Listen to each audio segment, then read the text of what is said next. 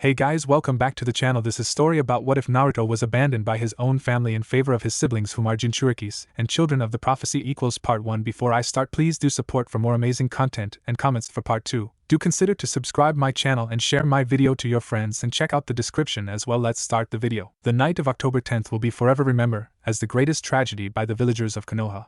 Unaware and unprepared for such event, the great nine-tailed fox suddenly appeared in the middle of the village and attacked everyone and everything in its path, causing not only Konoha nearly destroyed but also suffered massive casualties. Many shinobis and kunoichis sacrificed their lives to defeat the rampaging creature but to no avail.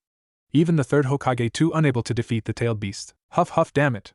Where's Minato? As Hiruzen was busy with his thoughts of Minato, he kept striking the Kyuubi with his staff as the Jonins attacking the beast from every direction with Katon, Enden and Doton, Doryuden. However, the Kyuubi replied by launching a powerful shockwave that thrown everyone, even the Sandaime himself. Then, the Kyuubi saw an injured Jonin who's laying on the ground and attempted to kill the shinobi by crushing him with its paw, but Suiton, Suryuden no Jutsu, Kyuubi was pushed back by the Nidaime Hokage's jutsu, making it extremely angry and roared loudly at the unfazed Senju Tobirama. Sensei, like Hiruzen, everyone were happy and grateful for the sudden arrival of Nidaime, who gazed at the angry beast with stoic face.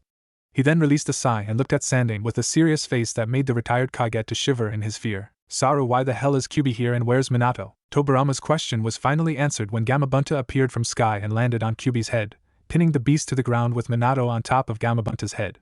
At the same time, Kyuubi was preparing its Baijidama, which Minato and the Kyuubi disappeared in a burst of smoke. There. Tobirama looked at the direction that Hiruzen pointing and witnessed a huge explosion which caused him and his student to shunshin to Minato's location. When they arrived, they saw a barrier surrounding Minato with his 4 children, Naruto, Menma, Mito and Natsumi, with Kushina binding Kyuubi with her Kongo Fusa. Minato-kun, please, let me die with the Kyuubi, said Kushina to Minato, who's performing the hand seals of Shiki Fujin, much to Kushina, Tobirama and Hiruzen's horror. Minato Kyuen, stop. Please stop. You're going to die if you use that jutsu. I'm sorry Kushi-chan, but this is the only way. I'm afraid the masked woman will come back and take Kyuubi just like she predicted, said Minato as he finished the hand seals and stared at Tobirama and Hiruzen with a sad smile. Tobirama-sama, Hiruzen-sama, please take care of my family, a soul for a task. State your wish, mortal, said Shinigami as he focused his attention at the sleeping Naruto. Sensei, what should we do? Asked the third Hokage to Tobirama, who's staring at the Shinigami. We can't do anything but to watch Minato's final moment, said Tobirama with a somber tone as he stared at the man that he respected who's going to sacrifice himself. Shinigami-sama, I beg you please seal the Kyuubi into 3 of my 4 children. The soul for Menma, Yang Chakra for Mito and Ing Chakra for Natsumi. The Shinigami only silent as he removed his knife and sealed the Kyuubi's soul, Yang and Ing Chakra into Menma, Mito and Natsumi respectively. Use the remaining of your time to do whatever you want, mortal. Minato nodded his head as the 3 ninjas went to the soon-to-be-dead Minato, who's playing with his children. Minato, please don't worry about me, Sandaime-sama. I'll be fine. Minato grinned at Hiruzen, who shed a single tear and watched Kushina hugging the yellow flash while crying. After all, my children will be safe, especially with both of you. Why you only sealed Kyuubi into 3 of your children? Said Tobirama to Minato, who's handing over the sleeping Naruto to the retired Kage. I want one of my children to free from the shinobi life. I want Naruto to have the life that everyone doesn't have, freedom and peace. Besides, the masked woman that attacked me earlier told me that one day Kyuubi and Naruto will belong to her. Both retired Kage stunned what they heard and stared at each other. Hiruzen then gave the crying Mito to Kushina, who hugged the baby and kissed her forehead, while Minato is playing with Menma and Natsumi. As for Shinigami, who witnessed the scene, he was about to take Minato's soul when a disembodied male voice spoke to him. Shinigami, can you hear me? Yorichi-sama. What can I do for you? I need you to spare Namake's Minato's life. He will be needed when the 2 children fighting against each other for the sake of tomorrow. Shinigami nodded his head but confused why the voice wants him to spare Minato's life. That child that was held by that Senju is one of the children, and as a replacement for sparing Namake's life, the child's life will be altered. Altered into? He will face countless of hardships, and through those hardships, the gods and royal kings will know whether he is the savior or the destroyer. As you wish, Yorichi-sama, the voice thanked Shinigami as he placed his knife into his mouth back and gazed at Minato. You're lucky, mortal. Contacting me to perform a task will requires your soul, but I spare your life to let you live happily with your family. However, I will take something from you that is precious to your family. Farewell, mortal. The confused Minato was about to ask the Shinigami, but he immediately passed out and fell to the ground just as a squad of Umbu with the legendary Sannin arrived to the scene. The god of death then gazed at the awakened Naruto and smiled for the first time when the baby smiles at the deity. Farewell, chosen child. Time skip. 2 hours later. Location: living room, Namake's Uzumaki estate. Minato, are you sure you're okay? You don't feel anything wrong with you? Say something, please. You have been silent for 2 hours. Please say something. I promise you I will give you a free ICHAOF. Both Tsunade and Kushina elbowed and jabbed Jiraiya's chest and abdomen respectively. Luckily their attack was not serious, if not Jiraiya will suffer multiple broken ribs and ruptured internal organs. Minato-kun? Are you okay? Please say something. Kushina stared at Minato's cerulean eyes as she grabbed his hand gently but firmly. Minato-kun, I'm fine. Thank you for worrying me, but I can't stop thinking what Shinigami-sama said earlier. Minato released a heavy sigh and stared at the sleeping peacefully Naruto. And whatever he meant by taking something precious to our family, I can't deny that it is connected to Naruto somehow. Maybe you're just overthinking, and besides you're still tired from the ceiling. Why don't you rest first? Minato nodded his head at Tsunade and smiled at Kushina. To think you survived using that kenjutsu. What an amazing man you are, Minato, said Orochimaru to Minato as he's staring at the sleeping Natsumi with a smile. So Minato, what are you going to do with Menma, Mito and Natsumi? Minato looked at Jiraiya and said, Kushina and I will train the 3 of them when they are 5. For Naruto, however, I want him to have a peaceful life and doesn't involve with any shinobi affairs. That's a good idea. Majority of us wish we lived that peaceful life, but we never get the chance, said Orochimaru in somber tone as everyone agreed. I would like to make Natsumi as my apprentice one day. I want to pass all my teachings to Menma. Don't worry. What I meant is the shinobi knowledge and those stuff. You better make it sure, Jiraiya, or I personally cut you into pieces, said Kushina as she producing a menacing aura that made Jiraiya shivered in fear and his behind Orochimaru. Well, looks like Mito will be the next slug Sannin, huh? Tsunade grinned madly and kissed Mito's cheek, much to the baby's happiness, who's giggling. As they talking about Menma, Mito and Natsumi's future, the sleeping Naruto suddenly opened his saffron eyes and stared at the ceiling with a curious face where it looks like he's staring at someone. Child, can you hear and see me? I am the one who spared your father's life in exchange of altering your life, where you will face countless of hardships. Only through these hardships we will find out whether you're the destroyer or savior, said the disembodied voice that spoke to Shinigami earlier to Naruto, causing the young baby to smile. You will forge a new path and a new world for everyone, and you will grow into a warrior with the power to save or destroy. My child, beware of the seduction of the calamity. I will always pray for you. I wish you luck and take care, Naruto.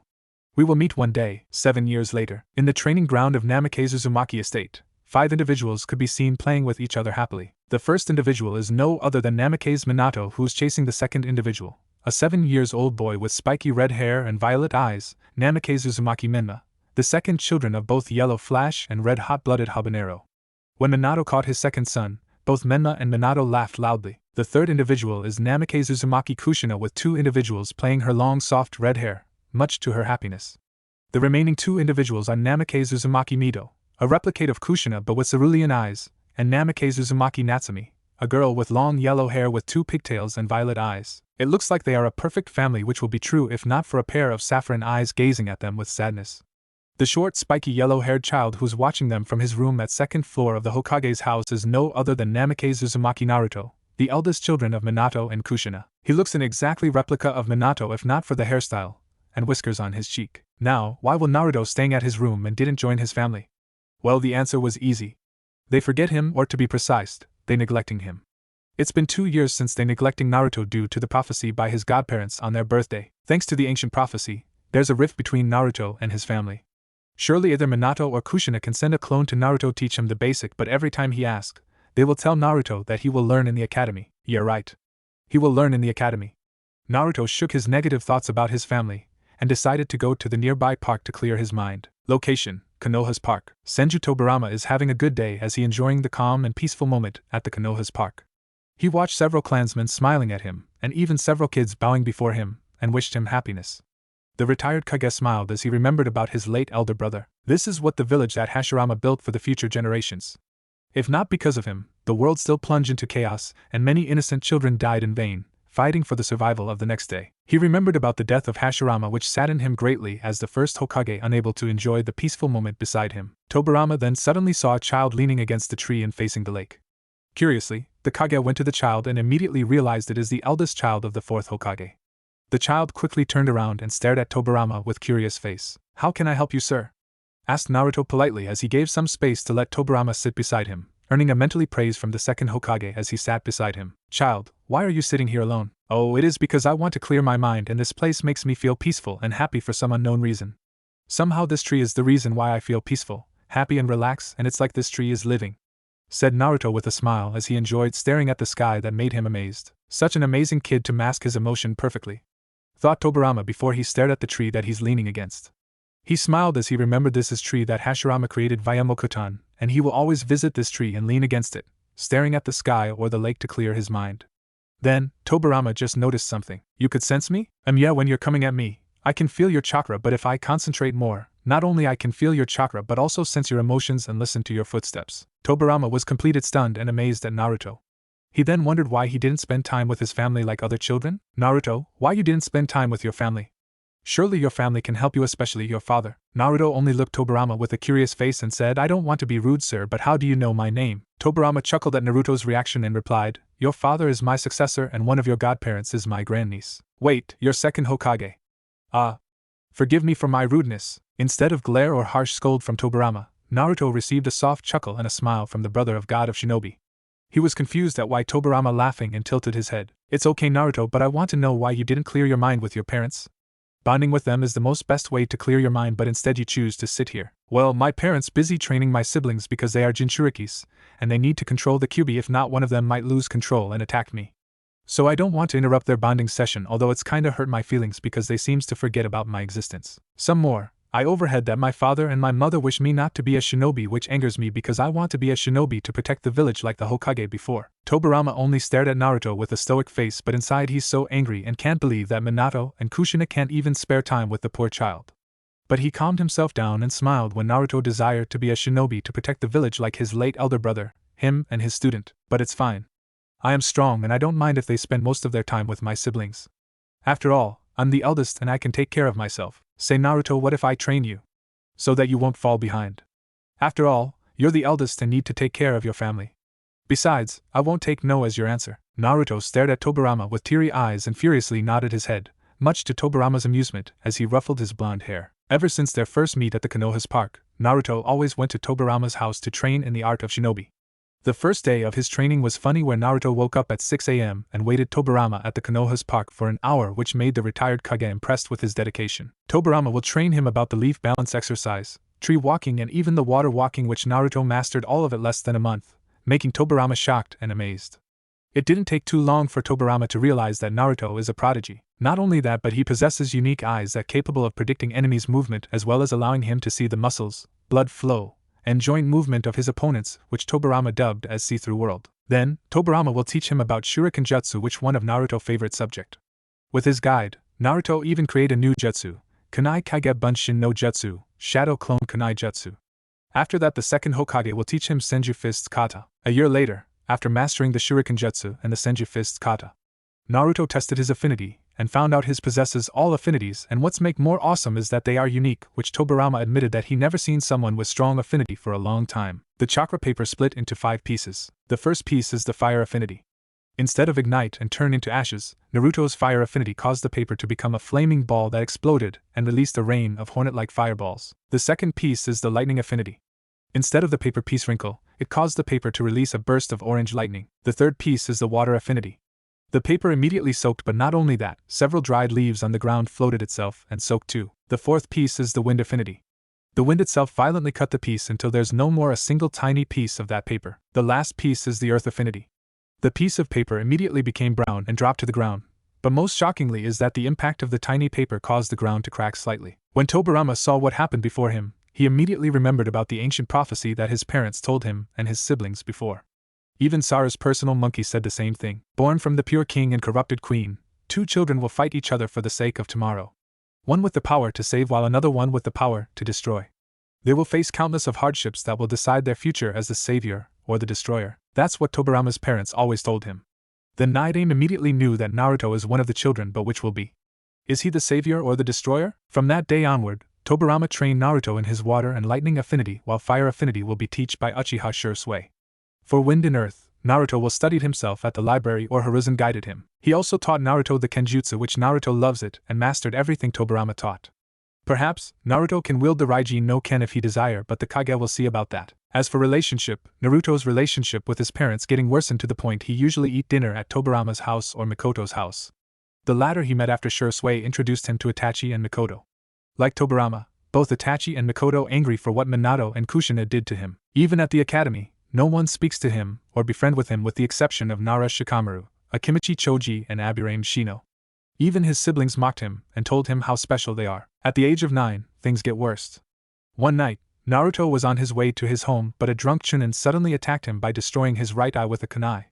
Luckily, Tobirama was secretly following Naruto, and he quickly acted by knocking out the Chunin before things can get worse. Then the Kage sent him to Anko and Ibiki via Kage Bunshin, while Tobirama immediately brought Naruto to the hospital. Tobirama wanted to tell everything to Kushina and Minato, but Naruto begged him not to do it as it will cause more trouble. The Senju then reluctantly agreed with what Naruto said. The next year became worse at the academy as more people start bullying him, especially Uchiha Sasuke. On top of that, he need to cast a genjutsu on his lost right eye so that no one will ask about it. Then, on that fateful night, the night of his 10th birthday where he celebrates his birthday with only Tobirama and Mikoto, something terribly happened. Itachi and Shisui were not at there due to some urgent business which Naruto understood, but he can't shake the feeling of something's bad going to happen tonight. He ignored his thoughts and focused on his birthday. Tobirama presented him a katana with crimson handle that have black thin line design, with black hexagonal design and dark blade. A black with red outline ornament attached to the hilt. He also presented a tanto with black handle and golden blade that have black outline. Naruto, this is used to be my late brother's sword, Hawkeye. With this very own blade, he claimed Uchiha Madara's life, said Tobirama to Naruto, which amazed him completely, while Mikoto was stunned to see one of the legendary swords before her. The blade itself was special. Try channel your chakra into it. Naruto channeled his chakra into the sword and immediately the blade covered by flame. Not only that, but Naruto somehow felt more powerful and peaceful. He swore that he heard someone whisper to him earlier, but he ignored it and received the tanto. This tanto is known as Erasure no Tsurugi, Sword of Storm, and it can enhance your lightning affinity 3 times more powerful. It's far more powerful than Raijin no Ken, Blade of Thunder God, which I planned to give it to you, but I decided Erasure no Tsurugi is more better. No one knows about this because I rarely use it. Naruto placed the weapons on the table and immediately hugged Tobirama tightly, earning a chuckle from the retired Kage while Mikoto watched him with a smile. What makes Tobirama more happy is that, thanks Grandpa. For these gifts, I will cherish it forever. Naruto broke the hug and received a rare smile from the serious Kage, making him grinning madly. He then gazed at Mikoto, who's smiling at handing him a wooden box. When he opened it, he saw 3 black scrolls. It is the list of A rank above Uchiha personal katan jutsu that only certain Uchiha knows. It is a gift from both me and Fugaka-kun. He even wished you happy birthday, said Mikoto happily before received a hug from Naruto and giggled at his foxy grin. This is from Itachi, a scroll containing all his genjutsu. Holy crap! From Itachi-sensei. That's seriously cool. He has tons of amazing genjutsu. Naruto then took the red scroll from Itachi and arched his eyebrow when Mikoto handing him another red scroll, but this time with a crow's symbol. What's this? From Shisui, all his personal jutsus. Naruto gasped and immediately took it as he tried to unseal the scroll, but strangely nothing happened while Tobirama narrowed his eyes for a moment. The apprentice of Night Aim then looked at Mikoto with a curious face. Shisui said you were able to unlock it under several circumstances, although he didn't explain why. That's enough, let's go eat. Around 2 hours later, Tobirama could be seen placing a sleeping peacefully Naruto on his bed. He smiled at his apprentice and was about to exit the room through the window, the same window that he had used to enter Naruto's room, but he stopped his intention as he overheard Minato, Kushina, Tsunade, Jiraiya and Orochimaru discussing about the children. It appears that the kids are excited to join the academy tomorrow. Tobirama instantly knew the voice belongs to Orochimaru, one of his students' student. Yep. And I'll be there for their first day of academy. I can't wait to see how Mito experience her first day of academy. This time it is the voice that belongs to Tsunade, her grandniece. On top of that, I am 100% sure that they are the rookies of year. Besides, they will be trained by the legendary Sannin in the future, right? Tobirama recognized this voice as it belongs to Jiraiya, which he greatly disliked due to his pervert attitude. What about Naruto? Asked Kushina, that caused everyone to silent. When I think back, it's better for Naruto to join the academy and let him decide what he want to be in the future. After all, we've been ignoring him totally, said Minato, which everyone agreed before Minato immediately snapped. Today is his birthday too and we forgot about it. Tobirama only released a sigh and closed the window before shunshin to his house just in time as Minato and Kushina immediately entered the room only to find their eldest is sleeping peacefully. Few hours later, Naruto woke up from his deep and peaceful slumber after hearing something or someone tapping his window many times. Lazily, he opened the window and found out it's Shisui's crow. He noticed that there's a small note tied onto its leg and read it. Naruto, meet me at the cliff that we always spend time together after training. Make sure no one follows you. Hurry! Naruto shook his uneasy feeling and quickly went to the cliff that Shisui asked for. When he arrived at there, he saw Shisui standing on the cliff that overlooking the huge rainfall. Shisui, what's so rust dash? When Shisui turned around, Naruto was horrified at the condition of his surrogate elder brother. His face was covered with numerous bruises and cuts with blood covering the left side of his face while his left eye closed. Few holes could be seen on his chest with several kunais and shurikens embedded to his body. Naruto quickly snapped and grabbed Shisui before he could fall and tried to heal him, but Shisui stopped him and stared at Naruto with a sad face. Who did this to you? We need to go to hospital now. It is useless arc. Please Naruto, please listen to what I'm going to say. Naruto only silent and stared at Shisui with a teary eye as the dying Jonin took a deep breath and said, there was a rumor about Uchiha clan planning a coup d'état, so Fugaku-sama, Itachi and I investigated. We found out that it was false rumor, but something was not right, so we tried to search the source of the rumor, and we found out it was from several clansmen who wished to overthrow Fugaku-sama and Minato-sama. And then not only that but what Shisui? Shisui gritted his teeth and coughed up an enormous amount of blood as he felt his lungs filling up by his blood. Uchiha Izumi, the descendant of Uchiha Madara, who mysteriously disappeared 15 years ago, reappeared and slaughtered majority of Uchiha clansmen with the help of Danzo and Root Umbu. Itachi, Fugaku-sama, Mikoto-sama, Satsuki and Sasuke survived, although majority of them unlucky, said Shisui before he gasped for his breath. Izumi and Danzo chased after me to get my Sharingan, so I fought them, while Fugaku-sama and Minato-sama with several Umbu dealing against the massive Root members and several Uchihas that planning the coup d'etat. At first I gained the upper hand, but then Izumi revealed her Mangekyo Sharingan. She then tricked me to avoid her attack, which Danzo quickly ripped my left Sharingan and tried to steal another. But I quickly killed him with my Susanoo. As for Izumi, she quickly disappeared, but before telling me that Konoha will burn to ashes. Against Naruto's wish, Shisui stood up slowly with his legs shaking as he coughed up blood. Leaning against the nearest tree, Shisui stared at Naruto with a smile. So Naruto, please accept my final gift, said Shisui as he performed a Kage Bunshin that took his remaining Sharingan from its socket and placed inside Naruto's lost right eye and healed it with a limited knowledge of medical jutsu. Naruto, the reason why they want my eyes because my eye is capable launching a powerful genjutsu that far more powerful than Itachi's Tsukuyumi.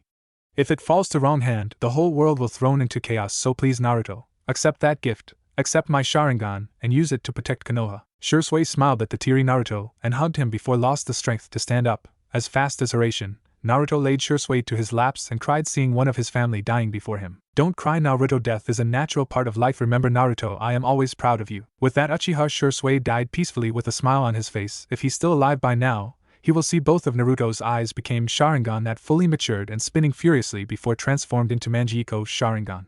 Then, Shisui the Naruto released a powerful chakra that caused the entire world to shake violently, with the forest immediately destroyed while the ground cracking violently. His raw and destructive chakra also awoken the villagers, especially his family and Tobirama, who quickly rushed towards Naruto's location and shocked to see the destroyed forest with an unconscious Naruto laying on the ground, near Shisui's corpse. Ever since Shisui's death, Naruto had stopped smiling and talking, to the point Tobirama and the Uchiha family worry about him. The second Hokage even tried to persuade him to express his feelings to the Kage, but all Tobirama received was a blank expression from Naruto. As for his family, every time they tried to invite him to join dinner with them, especially Kushina and Natsumi, all they received was Naruto loudly close his door, ignoring the pain of his family. Kushina even tried to talk to Naruto, but all her eldest child gave was a hateful glare. For Minato, every time he tried to get near to the blondie, Naruto will immediately release his killer intent that caused Minato to shiver in fear as he saw a man in armor wielding large blades stood behind him. Menma? He kept looking down and talked badly about his brother to his gang. Mito? Didn't give a shit about him. Every time Natsumi tried to hug or latch onto him, Naruto will ignore her and glares at her. The villagers suddenly stopped glaring at him or assaulting him like they used to be. Some of them even greet Naruto and attempt to chat with him, but Naruto kept shutting them down by sending a glare. It all continued until the day Naruto decided to open Shisui's scroll. Flashback. 2 years after Shisui's death. I think it's time for me to open this. Naruto stared at the scroll as he looking around at the destroyed forest. He stood the same spot where Shisui released his final breath. He thanked Shisui for giving him an eye that can protect the Konoha from any extremely dangerous threat in the near future. He slowly unsealed the scroll and found out that the scroll has lists of Shisui's personal jutsu from the perfected Shunshin to Kodo Amatsukumi. He then saw an extra storage that requires him pump his blood into it, which he did, and in an instant, a letter poof into existence. He grabbed it and sat down. Naruto, how are you? Haha, to be honest, I don't even know what should I write or how should I write. I'm seriously suck at writing a letter. Anyway, if you read this, it means I have died peacefully after entrusting you with my final task, protect Konoha. And also, if you read this, I estimated that you read this letter 1 or 2 years after my death. I'm so sorry for everything. For not being there, for not congratulating your graduation, for not being there to comfort you on your first kill, for not embarrassing you in front of your girlfriend and future wife, and for not there to witness you saving Konoha. Naruto, I have a lot of things to tell you. I begin with my eye. As you know, my eye is the most greatest Sharingan that ever existed due to the ultimate genjutsu, Kodo Amatsukumi, and if it falls to other hand, it will cause the world in chaos. But what you do not know is that it also allows you to see visions of future. Yes, Naruto, I know it sounds stupid, but I'm not lying. I foresaw you facing Izumi with 20 crystalline weapons circling you and 20 ghostly presence stood behind you. With my eye, not only you have Koto Amatsukami but also divination, an ability to see the future but unpredictable. Next thing I want to tell you is that why your right eye seems to be saffron instead of Sharingan or dark right? It is because I found out that Uchiha clan and Namikaze clan is a cousin, which means you can awaken the Sharingan. Not many people know this, so please keep it secret until you deem fit to reveal it. I found it out when I was traveling to ancient temples of Uchiha that still exist across the world. Reason why it is saffron is still unknown, as I have no much time to discover it. The next thing I want to tell you is that please open up to anyone who wished to reconcile with you, but it is your choice. As for your family, forgive them for what they did but never forget what they did to you. It is your decision whether you want to hate them, ignore them, or leave them and build a new happy life. Naruto, you are a strong person. Someone with strong-willed that's stronger than the steel and noble heart that outshine hundreds of gold. Naruto, I am so sorry for leaving you at a very young age. I truly wish I was there for you, but fate has decided that I have to depart early. Remember, Naruto, death is a natural part of life.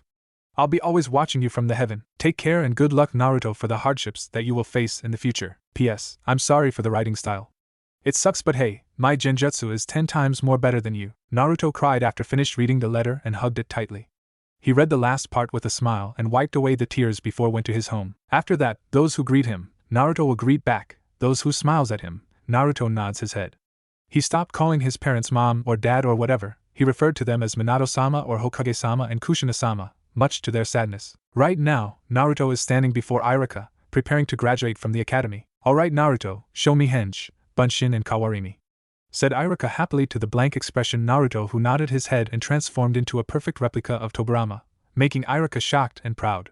Good. A perfect Henge, now Bunshin. Naruto performed a Bunshin and dispelled it immediately before Kawarimi with the nearby chair. Irika happily told him he passed and gave the headband, which Naruto took it and bowed before Irika as he thanked the Chunin instructor for his teaching, much to Irika's embarrassment. As Naruto leaving the class, Irika called out for his name, Naruto. I'm sorry for not being there whenever you need someone. Although our relationship is not good, I do pray for you and proud to tell you that you will be one of the most powerful shinobi ever existed. And Naruto, thank you for saving my life yesterday. If not because of you, Mizuki already killed me and run away with the forbidden scroll. Naruto turned around and gave Irika an extremely rare smile before leave the class. On his way to the outside of academy, he saw Mito walking to Irika's location. Naruto ignored her sad gaze and exited the academy. He looked at the sky and went to Tobirama's house but was stopped when his parents stood before him. Congratulations, Naruto. Aren't you going to wait for your siblings? Asked Minato, who hopes that at least his eldest son will wait for them. No, said Naruto as he prepared to walk away, but Kushina stopped him. Naruto-chan, please let us fix our relationship with you. I know we both are terrible parents to you, but please give us a chance to fix everything, said Kushina as she placed her hands on his shoulder, which is a big mistake. Immediately, Naruto slapped away her hands and glared at her hardly. And Naruto-chan, I hate physical contact, Kushina-sama, and on top of that, have you ever waited for me? A teary Kushina couldn't find the answer while Minato looked at the ground with a shameful face. Seeing the two of them extremely sad, Naruto only walked away from them, heading towards the retired Kage's house. When Naruto entered the house, he nearly jumped when Tobirama, Hiruzen, Konohamaru, Mikoto, Itachi and Fugaku shouted, "Congratulations, Naruto." "Thanks," said Naruto with a small smile and started to have dinner with his family. Yes, his true family. It will be more happier if Shisui was there. Time skip, the next day. Location, class, Konoha's academy. Alright everyone, attention please. Irika stared at the students who are noisy except for Naruto. He took a deep breath and shouted, "Alright brats. Sit down so I can tell you which is your teammates, and sensei." Everyone sit down and stared at Irika, who shook his head and began to announce the members of Team 1 to 6, which is bored to Naruto until. Team 7 will be Namikaze Uzumaki Menma, Namikaze Uzumaki Mito and Namikaze Uzumaki Natsumi. Your sensei will be Uzumaki Kushina and Hatake Kakashi. Everyone heard them complained about how strong the team with 2 senseis, while Naruto wondered why there's 2 senseis. He just ignored it and listened to Team 8. Team 8 will be Inuzuka Kiba, Aburame Shino and Hyuga Hinata. Your sensei will be Yuhi Kurinai. Shino immediately frustrated showed it by making his bugs buzzing noisily, which Naruto only chuckled. Relax Shino, your sensei is a good sensei. It's not about Sensei Naruto, it's about Kiba and Hinata. Kiba the annoying Inuzuka who kept looking down at him, and Hinata who is a creepy stalker and always claimed the Hyuga is the most powerful clan. Team 9 will be same as last year. Team 10 will be Yamanaka Ino, Aburame Choji and Nara Shikamaru. Your sensei will be Sarutobi Asuma. What? Sensei. I don't want with these 2 lazy bums. Can I change with someone, sensei? Screamed and loudly like a banshee, making Naruto, Shino, Choji and Shikamaru's ear nearly exploded. Ask Hokage-sama? Was all Iruka said to Ino, who released a sigh and sat down while glaring at Sakura, who's smiling at her mischievously. Team 11 will be Sai, Haruno Sakura and Uchiha Sasuke. Your sensei will be Gekko Hate. Kuya! I know, pig. I have Sasuke-kun in my team. Woohoo! Another scream that caused Naruto to release a sigh and gazed at Iruka, who disappointed with her attitude. Team 12 will be Namikaze Uzumaki Naruto, Uchiha Satsuki and Kurama Yakumo. Your sensei will be Uchiha Obito. Everyone in the classroom went into silence as they glanced at the dead last of Academy. Iruka glanced at Naruto, who stared at the outside of the window and said, Everyone, I want to tell all of you that I'm extremely proud to teach you, and I can't wait to see all of you become the greatest shinobi that protect Konoha with the will of fire. Perhaps, one of you inside this classroom will be the future Hokage. I hope all of you will work together to protect Konoha just like the previous shinobi who sacrificed their lives for the sake of the next generation. Everyone immediately cheered when they heard Iruka told them, while Naruto only smiled at Iruka, who smiled at him back. The Chunin instructor then informed that their senseis will pick them up within 10 minutes. 30 minutes later, most of the teams had picked up by their senseis except for Team 7 and Team 12. Their prayers were answered when an angry Kushina pulling Kakashi and Obito by their ears. I've been searching both of you for 30 minutes, and I found both of you giggling watching that cheap porn books. Ah, Kushina-sama. I'm so sorry. Please let me go. Kakashi's right. Please forgive us. Kushina let them go and ordered Team 7 to follow Kakashi and her to the training ground 7. Before she disappeared via Shunshin, she glanced at Naruto, who stared at outside. Team 12? Follow me to the rooftop. Both Satsuki and Yakumo rose up and quickly went to the rooftop, but they realized they left their final member of Team 12. When they turned around, they saw him already disappeared. Staring at each other, both Satsuki and Yakumo went to the rooftop quickly and gawked at Naruto, who's standing beside a grinning Obito. Alright everyone. Let's start with the introduction. Sensei, can you start first? Said Yakumo to Obito, who only chuckled. Yeah, shouldn't Sensei start first? Satsuki glanced at Obito and received a nod from him. My name is Uchiha Obito. I like to read Jiraiya-sama's greatest book.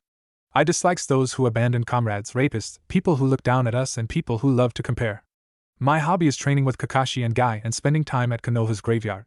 My dream is to be the greatest Hokage that ever existed, said Obito proudly, which made Yakumo and Satsuki amazed at him, while Naruto just silent. You're next. My name is Kurama Yakumo. I like to read books and help my mom cook delicious food. I dislike rapists, traitors and perverts. My hobby is to train my genjutsu and water the plants. My dream is to be the genjutsu mistress and make Kurenai-sensei proud of me. Yakumo finished her words with a bright smile and gave a peace symbol. Ah, I see. That's a great dream, Yakumo, and I can't wait to see that. Your next emo girl, HNN. My name is Uchiha Satsuki. I like to eat candies and my mom's food. I dislike rapists, traitors, perverts, weak people and Naruto. My hobby is to train. My dream is to awaken my Sharingan and kill that woman who killed my clan. Obito and Yakumo only silent at what they heard from the silent Uchiha, who glanced at Naruto before Obito cleared his throat and stared at Naruto with a smile. Alright, you're next, Blondie. Nice to meet all of you. My name is Namikaze Uzumaki Naruto. I like to play shogi with Tobirama-sensei and Shikamaru, eat chips with Choji, and watch Shino playing and explaining his bugs. I dislike people who abandon their family and comrades, traitor, pervert, rapist, people who compares me with someone and people who look down at me. My hobby is training with Lee and Niji, spending time at graveyard and sparring with Tobirama-sensei or Hiruzenjiji. My dream is. Everyone stared at Naruto, who curious about his dream, to make everyone happy and smile forever. They gawked and widened their eyes, especially Obito, who never ever heard someone dream about that. He snapped back to his reality and said, well, that's an interesting and a good dream, Naruto. Anyway, the three of you haven't become a genin yet. In order for you to become genin, you all need to pass one last test tomorrow. I need to warn you that the chance for you to fail that test is 66%. So I really hope that the three of you pass.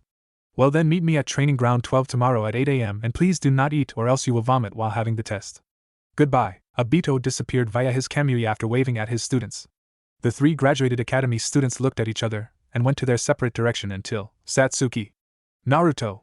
Why don't we go to the nearby restaurant to discuss about tomorrow? Satsuki looked at Yakumo and released a sigh as she wanted to go home and training, but when she think back, it's a good opportunity to know each other. You're right. Hey, dead last. What about you? You're right. We can know each other's strengths and weaknesses as well as discussing about potential event tomorrow. The three of them then went to the most famous restaurant in Konoha, that known as Yakiniku. They then discussed about their strengths, weaknesses and potential event. Suddenly, both Yakumo and Satsuki discussed about their embarrassing moments. When they asked Naruto, I think the most embarrassing moment for me is Tobirama-sensei used the forbidden jutsu at me. What's the name? I can't remember, but it's embarrassing to men. In an instant, both Yakumo and Satsuki bursted into laughter that made Naruto crack a small smile as he enjoyed their drinks. Few hours later, they returned to their home with a good mood, especially Satsuki, which made Fugaku and Itachi prayed to the god that something bad never happened to them tonight. When Naruto returned to Minato's house, he saw his family waiting for him to join them dinner. Naru and I. Let's join the dinner, said a happy Natsumi to Naruto while Kushina, Minato and surprisingly Mito stared at him with eyes filled with hope. The eldest child of Hokage was about to turn down the offer but then remembered Shisui's letter. Okay, his family except for Menma all happy when Naruto agreed to join them. Naruto then took the seat beside Natsumi, who's smiling at him, facing a happy Kushina, a grinning Minato and a scowled Menma. They soon ate their food and started conversation that made all of them laugh while Naruto only frowned as he eating his food. Naru-chan, why you didn't say something? Said Kushina as she offered him a piece of grilled beef which he politely rejected. It's rude to speak while eating. Everyone instantly went into silence while Minato stared at his son proudly. Kushina glanced at Minato and smiled at the eldest, who finished eating his food and went to wash his dish while Mito and Natsumi watched his brother-in-law. As for Menma, he did nothing but continue eating his food. They returned to reality when Naruto bowed before them and wished them good night. Training Ground 12. Both Satsuki and Yakumo arrived at the training ground just in time as Obito appeared not too far from them with his space-time ninjutsu. Wow, you both managed to arrive? Now where's Naruto? If he late, I have no choice but to fail all of you. I'm here. I've been here since 6 a.m. They turned around and stunned to see Naruto, who's sitting on one of a branch tree while reading a scroll.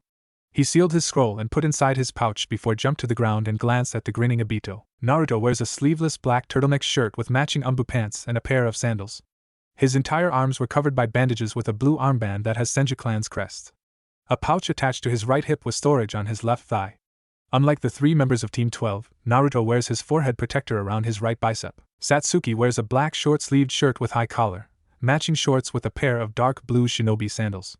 She also wears white warmers patterned with black butterfly and white leg warmers. 2 pouches attached to her hips with the tanto on her back. Yakumo wears a pink kimono held closed by a pink sash with 2 pockets on the front with matching violet baggy pants patterned with red rose and red mesh armor underneath of her kimono and legs along with dark sandals.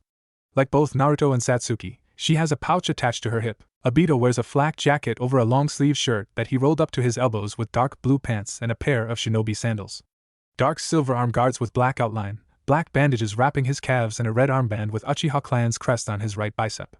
He wears his forehead protector like Kakashi, closing his left eye. Amazing Naruto, you've shown us one of leader's material. I'm lazy to be a leader, said Naruto casually to Obito, whose sweat dropped upon hearing that, and remembered a certain lazy and relaxed Jonin who reading Ika right now.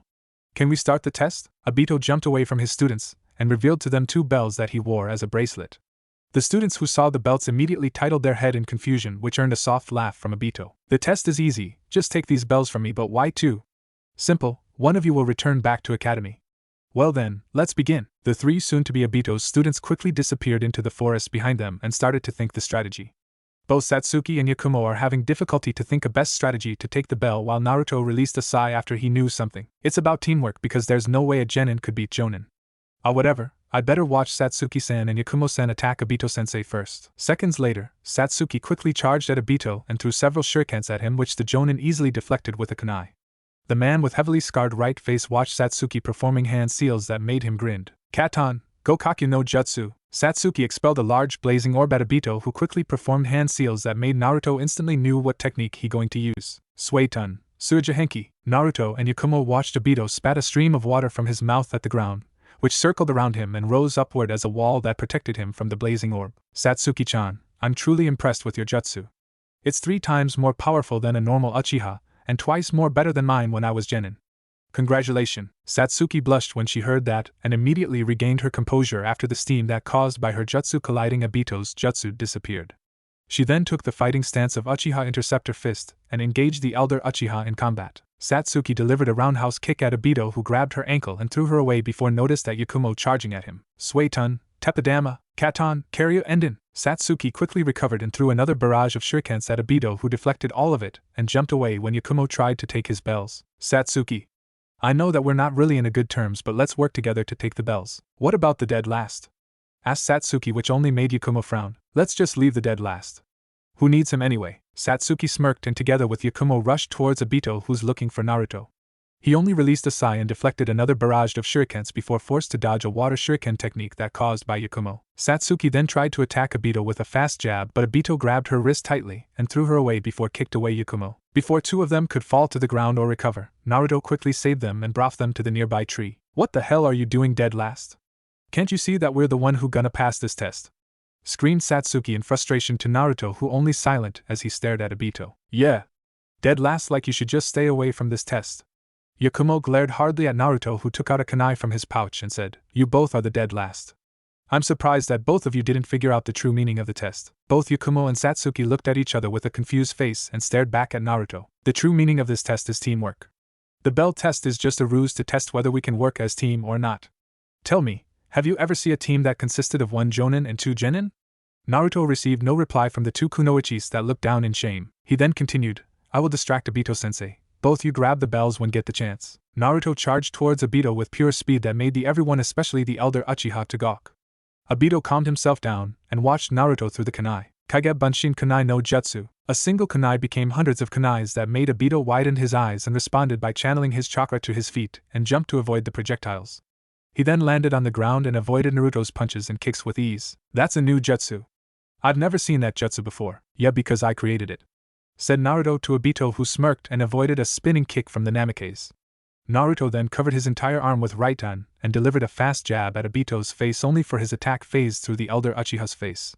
"What the?" Obito delivered a punch to Naruto's face, but Naruto burst into lightning, stunning Obito temporarily. Satsuki then saw this as a distraction, performed another Katon Gokaku no Jutsu where Obito forced his still not recovery body to avoid it. Yakumo then quickly trapped Obito by binding him in Genjutsu realm with Genjutsu Shibari. "Amazing teamwork, but I want to figure out more Naruto's abilities," thought Obito before his right eye became Sharingan, breaking the Genjutsu Shibari and grabbed both Satsuki's wrist and threw her away before made Yakumo dodged a kunai that he thrown. "Now where's Naruto dash?" Naruto bursted out from the ground and delivered an uppercut that made Obito flew to the air. The elder Uchiha quickly recovered and engaged Naruto in taijutsu match. "That's hurt. Seriously hurt." "I know." Naruto blocked Obito's punches and ducked to avoid his spinning kick. He then performed a tiger hand seal as his 4 fingers surrounded by his chakra. Obito, who right now standing before the crouching Naruto, widened his eyes and desperately tried to jump away from him, but it's already too late for him. Kanahegakur Hiden Taijutsu Oji, Senin Garoshi. Obito stared at the blushing madly Satsuki and Yakumo before comically leaped into air. When he landed on the ground, smoke could be seen coming out from his anus. "Sensei, are you okay?" asked a heavily worried Naruto to Obito, who only replied by crying at him. "Here, take my hand." Obito grabbed Naruto's hand and slowly rose up before noticed that he has a mischievous grins. "Oh shit." Naruto bursted into electric, shocking Obito once again and forced him to his knees. The real Naruto then bursted out from the ground and performed full Nelson. The elder Uchiha tried to break free, but Naruto wrapped his legs around Obito's waist as Yakumo trapped Obito via Genjutsu Shibari. "Satsuki, quickly grab the bells." Satsuki grabbed the bells just in time as Obito freed himself from Naruto and Yakumo's Genjutsu. He then released a sigh and smiled at the 3 of them. "Good job, Satsuki-chan, but who should take another belt?" "Sensei, we already knew true purpose of this test, which is teamwork," said Yakumo as she grinned at Obito, who clapped his hands. "That's right. Team 12 officially passed the test. Congratulations all of you, but I want to know how the 3 of you knew the true purpose of this test?" Obito got on his feet and glanced at his 3 students. "To be honest, Sensei, Naruto found out it first. That's why he didn't attack you like Yakumo and I, because he want to analyze us. It's embarrassing to admit that a dead last like him could figure out easily," said Satsuki to Obito as she looked down. Upon hearing that, Yakumo too looked down in shame. "Whatever," said Naruto with a blank expression, resulting both Satsuki and Yakumo to look at him with a sad face. "Alright team, we meet here tomorrow at 8 a.m. for our first mission, okay? I'll see you tomorrow, and Naruto, can we meet for a while?" Obito watched Satsuki and Yakumo left them before stared at Naruto. He then gestured Naruto to follow him to Konoha graveyard and stopped before Shisui's grave. "Naruto, Shisui told me everything about you. A week before his death, he sent me a letter. He told me everything about you, including your Sharingan." Naruto only silent at what Obito told him. He just stared at the tombstone with a sad face. "Naruto, I'm truly sorry for not being there to save my own best friend." "It's alright, Sensei. I'm pretty sure that he also don't want to see you in a bad shape. The past is past, just let it be. The more you think about it, the more you get hurt," said Naruto as he paid respect to Shisui, which Obito did too. "What else did he told you? Your powers and abilities, your Sharingan, the people in Konoha treats you, your true friends and family, and your true dream. Naruto, will you truly kill everyone in Konoha, especially your family?" Naruto stared at Obito and only shrugged his shoulder before walked away, leaving an extremely worried Obito. He then released a sigh and shunned Shinto Hokage's office. Few weeks later, congratulations Team 12. You all have complete another D-rank mission, said a happy Obito to his 3 cute lovely genin and watched Naruto return Tora to their client. Here's your cat ma'am, but please try not to squeeze Tora. If not, Tora will try to run away again next time, said Naruto to the female client, which is the wife of Fire Daimyo. He then rubbed the cat's belly and said, "We'll meet again next time, okay Tora?" An angry Satsuki and a scowling Yakumo shocked at the interaction between Naruto and Tora the devil cat. They bowed before their client and gazed at Minato, who also stunned to see the way his son interacts with the cat. Alright Team 12. I have another mission for you, which is, Hokage-sama. I believe our team is ready for C-rank mission, said Naruto to Minato, who only silent and glanced at Obito. I believe what Naruto said is correct, Minato-sensei. My super-duper awesome team is ready for their first C-rank mission, said Obito to Minato as he placed his arm at Naruto's shoulder. Alright then Obito. If you have faith in your team, so do I, said Minato with a smile, while Satsuki and Yakumo couldn't hide their happiness after hearing what the Kage said. Your first C-rank mission is simple. Escort Fujikaze Yuki and her crew to the land of snow. As soon as Minato finished his words, a woman with long black hair and bangs that swept on each side of her face and violet-blue eyes entered the room with Irika. She wears a green blouse over a pink jacket with brown gloves. Fujikaze-san, here's the team that will escort you to the land of snow. Minato smiled at Fujikaze, who glanced at each members of Team 12 with a stoic face. Thank you Hokage-sama. May I know when can we depart? This time Obito replied Yuki's question. In 10 minutes we will depart. My cute little genins, to play safe please pack enough supply for at least a month, okay? Meet us at Konoha Gate. Fujikaze-san, allow me to accompany you to the Konoha Gate. Thank you for your kindness. Naruto, can you please wait for a while? Naruto nodded his head and watched everyone disappear from his sight, leaving only the father and the son. The Hokage rose up from his seat and walked towards his son. Naruto, please be careful, okay? I will. Minato was about to ruffle Naruto's hair like a father will do to his son, but the eldest child of Hokage quickly slapped away his hand. As I told you and your wife before, I hate physical contact, said Naruto coldly before left his heartbroken father. Naruto, why you refuse to give us a second chance? Time skip, an hour later. Location, filming scene, land of snow. And cut. Everyone, it's time to break. An old man with glasses announced to the crew before went to Fujikaze, who stared at the snowy mountain with a worried face. Sandeu, can we finish our filming at here as soon as possible? Fujikaze stared at the old man that identified as Sandeu, who is her personal assistant. The movie director wants everyone to spend some time at here for a while. I've been persuading him that you want to go home quickly. Well, maybe you didn't pursue him enough. Ugh, useless old man, said Fujikaze to Sandeu, who only looked down and walked away. Obito, who saw what happened, then went to Sandeu to comfort the old man. Thank you Obito-san, but I used to Fujikaze-sama's verbal abuse. To be honest, can you tell me what really happened to Fujikaze-san? I sense that there's something wrong about her. And so Sandeu informed the true identity of Fujikaze Yuki to Obito, who was shocked to hear that his team not only escorting an actress but also the princess of Land of Snow with her true name is Kazuhana Koiki. He then explained that Koiki's father was murdered by his own brother, and they barely escaped from the Land of Snow. He also explained that he wanted to avenge the death of Koiki's father by killing his brother who has taken over the land. I see, but what you asked me is a very difficult thing that I could help. This C-rank mission automatically turn A rank if we want to help you avenge Koiki-sama's father, and I need to inform to my Hokage. Before Sandeu could reply, a train arrived at the filming set which made everyone too confused, especially Sandeu. Then, a tall and bulky long-haired man came out from the train and sneered at Sandeu, who widened his eyes. Sandeu! You old fool! You think you can stop me from taking what belongs to me? I will never give you what you want, Doto, said Sandeu to Doto as dozens of ninjas with 3 people wearing a black armor came out from the train. Obito quickly protected Sandeu while Naruto guarding a terrifying Fujikaze with Satsuki and Yakumo protecting the crew of the film. If you refuse to give to me, then I will personally take from her. Launch the kunai. A subordinate of Doto launched a kunai mechanism, releasing a wave of kunais that made everyone terrified, while Obito stunned as he knew that he couldn't save everyone even if his team helps him. But the kunais never hit a single of them as Naruto quickly protected everyone with Suiton, Suji Henki. I'm sorry, but if you want her, you have to get through me first. Satsuki and Yakumo, you bring everyone to safety while Obito-sensei and I will deal with them. Satsuki and Yakumo nodded their head before ordered everyone to follow them to safety, causing Doto to grit his teeth and ordered his subordinates to chase after them. As fast as lightning, Naruto and Obito charged towards them and beat all of them with taijutsu. However, one of the people that wears the armor managed to sneak through Naruto and Obito and chased after Koiki. Shit! Naruto was about to help, but a female with armor attacked him by delivering a kick that he blocked just in time and jumped away to create a distance. You're quite strong, Blondie. Why don't you join us so that we can rule this land? Not only that, but I also will give you countless of lovely night, said the pink-haired woman to Naruto, who only scoffed at her and took his fighting stance. Looks like I will kill someone who is handsome as you, but before I kill you, I will give you something you're going to enjoy. My name is Kakuyoku Fubuki. Tell the god of death that I send my regard to him. You will tell that by yourself. Naruto charged at Fubuki and delivered a chakra-enhanced kick to her waist, but the moment his toes touched the armor, his chakra was absorbed by the armor. TSK, Taijutsu is useless against me because of my armor.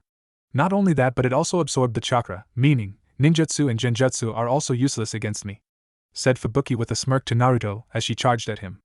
Hayatan, Tsubame Fubuki. Naruto quickly avoided the ice needles in the shape of miniature swallows out of pre-existing ice, but the needles changed the direction and chased Naruto, who kept avoiding it, earning a mad laughter from Fubuki. Ha ha! These needles won't stop until Teachiti maim you with sharp wings. Thanks for telling me, you annoying ugly bitch.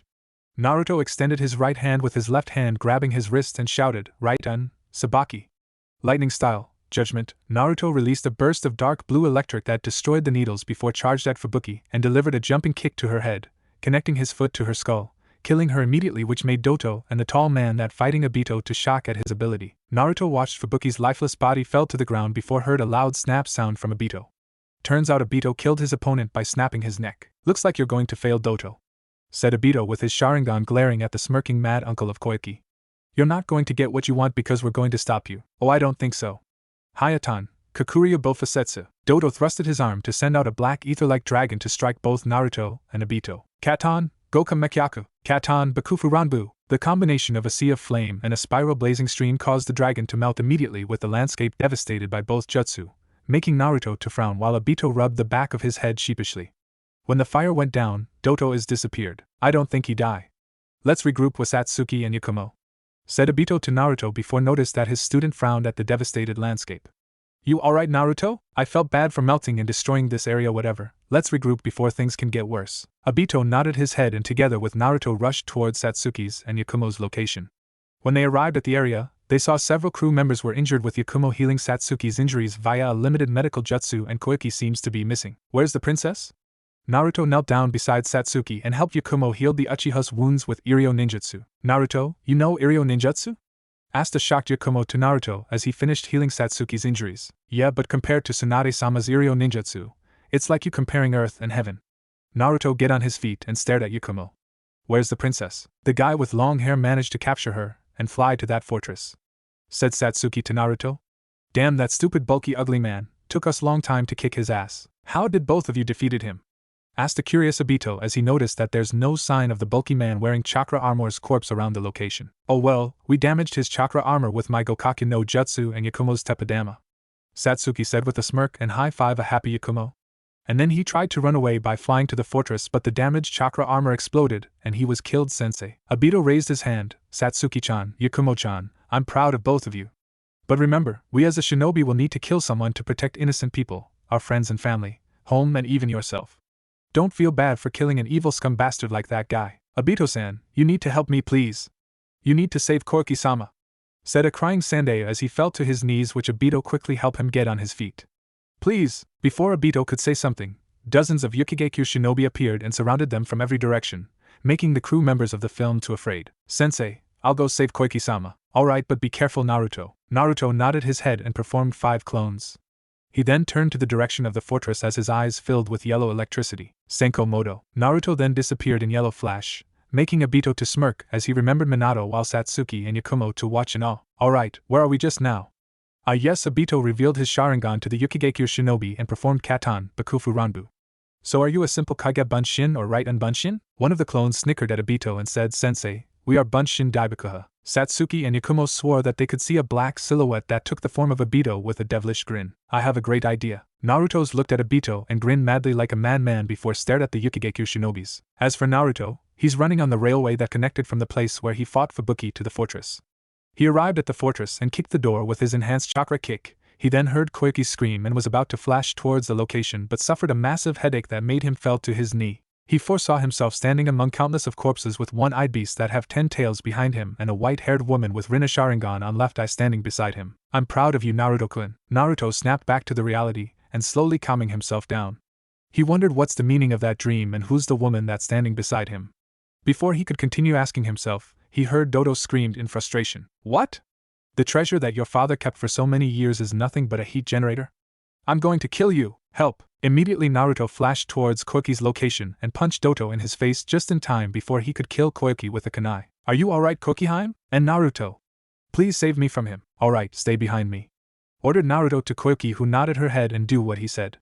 The young boy with 3 whiskers mark on each cheek gazed at the angry Doto, and quickly carried Koki via bridal style before jumped away and ran to the exit. Don't you dare running away, Kokiheim. I'm sorry, but I need to deal with that annoying guy first. So you have to wait at here, said Naruto as he spat out a needle that made from water at Doto's armor and watched it absorb the attack. Ha ha! You fool! You have a death wish, isn't it? Do you really want to die quickly? Asked Doto to Naruto, who only silent, and stopped running as the rest of Team 12 arrived at the scene. Look around you. I can eliminate you all right here and right now if I wish so. Giving Koki to Obito, Naruto gazed at Doto with a blank expression and released a sigh when he saw the man that stood before him gave a sinister smirk that the apprentice of Nidain found it as ugly. You know, I expected that my first C-rank mission will be harder than I expected, like fighting a guy with a large sword or save villagers from corrupted ugly fat short guy with army of stupid buffoons, but turns out I need to face a stupid madman who expected the treasure that he's been waiting for so long is just a heat generator, said Naruto in an annoyed tone to Doto, whose eye twitching with a tick mark on his forehead. Shut up. Hayatan, Kakuria Bofusetsu, Suiton, Suijahenki. Thanks to Naruto's water wall, everyone was saved from the dragon. As soon as the water wall went down, Naruto charged towards Doto and engaged in taijutsu. He delivered a punch to Doto, but the latter easily avoided and punched the former to the ground. Before Naruto could recover from the attack, Doto grabbed him by his neck and slammed him to the ground. The madman then laughed maniacally and delivered a punch to Naruto's face but received a headbutt to his face. Shit, that seriously hurt. Damn you little brat. Doto ran towards Naruto and delivered a punch that aimed his stomach but missed when the genin sidestepped and received a powerful punch to the armor that cracked the armor. Looks like your armor is not really good enough. Naruto rushed towards Doto and struck his face with his knee, stunning him temporarily as well as breaking his nose. Then, he delivered a powerful roundhouse kick to Doto's arm, earning a loud snap sound and punched him away. Obito was amazed to see the strength that Naruto revealed to him. He mentally thanked the deity for making him as Naruto's sensei. Satsuki was completely shocked to see how powerful the dead last. She couldn't believe that the dead last of the academy capable of breaking a guy like Doto's arms. She clenched her fist tightly and glared at Naruto. Yakumo gawked when Naruto broke Doto's arm with a kick. Like Satsuki, she couldn't believe the dead last broke someone's arm with a kick. The heiress to the Kurama clan looked at Naruto with a sad face and promised that she will be as strong as Naruto and fix their relationship. Koiki only stared at Naruto with drools and imagined something about the genin that resulted her to blush madly. She shook her negative thoughts about Naruto and screamed when Doto punched Naruto in his face. Why, you fucking brat? You fucking broke my arm! Screamed Doto in anger to Naruto. And you punch me? Said Naruto in frustration as he rubbed his cheek. Yes, so what? You broke my arm. You punched my handsome face. Koiki and the rest of Team 12 sweat drop at the bickering of Naruto and Doto. Their stupid argument continued for 5 minutes until an angry Satsuki screamed at them. Hey, both of you, continue the fight. Stop fighting like a married couple and fight like a man. Calm down, Satsuki. Let them argue over useless and silly things because they are useless anyway. Yakumo said with a smile at Satsuki, earning a smirk from the Uchiha, while their sensei only shook his head in disappointment. I already broke your arm and damaged your chakra armor. It's better if you surrender if you wish to live a bit longer, said Naruto to the angry Doto, who only silent. He released a sigh and walked towards Doto, but the broken arm man jumped away and chuckled evilly as he thrusted his hand. I'm going to end all of your life here. There's no attack that can defeat my final and most powerful technique. Channeling all chakra that his armor had been absorbed for many years into his hand, Doto launched another ether-like dragon that is more bigger than the previous one and more powerful, causing Naruto quickly performed hand seals. Katon, Goka Mekyaku, 10. Naruto exhaled a large amount of flames at the dragon, but shockingly it didn't melt, causing Obito, who put down Koiki gently, to quickly act and performed Katon, Goka Meshitsu. Despite receiving help from Obito by expelling a massive stream of intense flame, the ice dragon still charging at its target. Satsuki quickly rushed at her sensei's side and launched the Uchiha Kamen Jutsu. Katon, Gokakyu no Jutsu. Not only that, but Yakumo also helped the three of them. Katon Enden. With the combination of Team 12 Katon Jutsu, the ice dragon was finally destroyed by the flame that it couldn't resist any longer. Naruto, who wished that the entire area will not be devastated like the previous one, quickly extinguished the flame via a powerful Suiton, Suryuden no Jutsu, resulting Doto to safe from the great sea of flame. TCH, what are you doing? We can already kill Doto just now. I swear to God that you're so fucking useless, teammate, said Satsuki in frustration as she pulled the collar of Naruto's shirt and glared at him. Their faces were an inch apart from each other, making Yakumo to blush, Obito to giggle and write something on a piece of paper, and Koiki to jealous. The genin with blank expression only stared at Satsuki and poked her forehead. What the hell? Don't you ever touch me. You got it? Can you let me go, Uchiha-san? Thank you. Suiton, Suiden no Jutsu. Naruto expelled a large quantity of water that took the form of a powerful torrent, and knocked off Doto from the railway as well as destroying his chakra armor, and watched him fell to his death. Mission accomplished.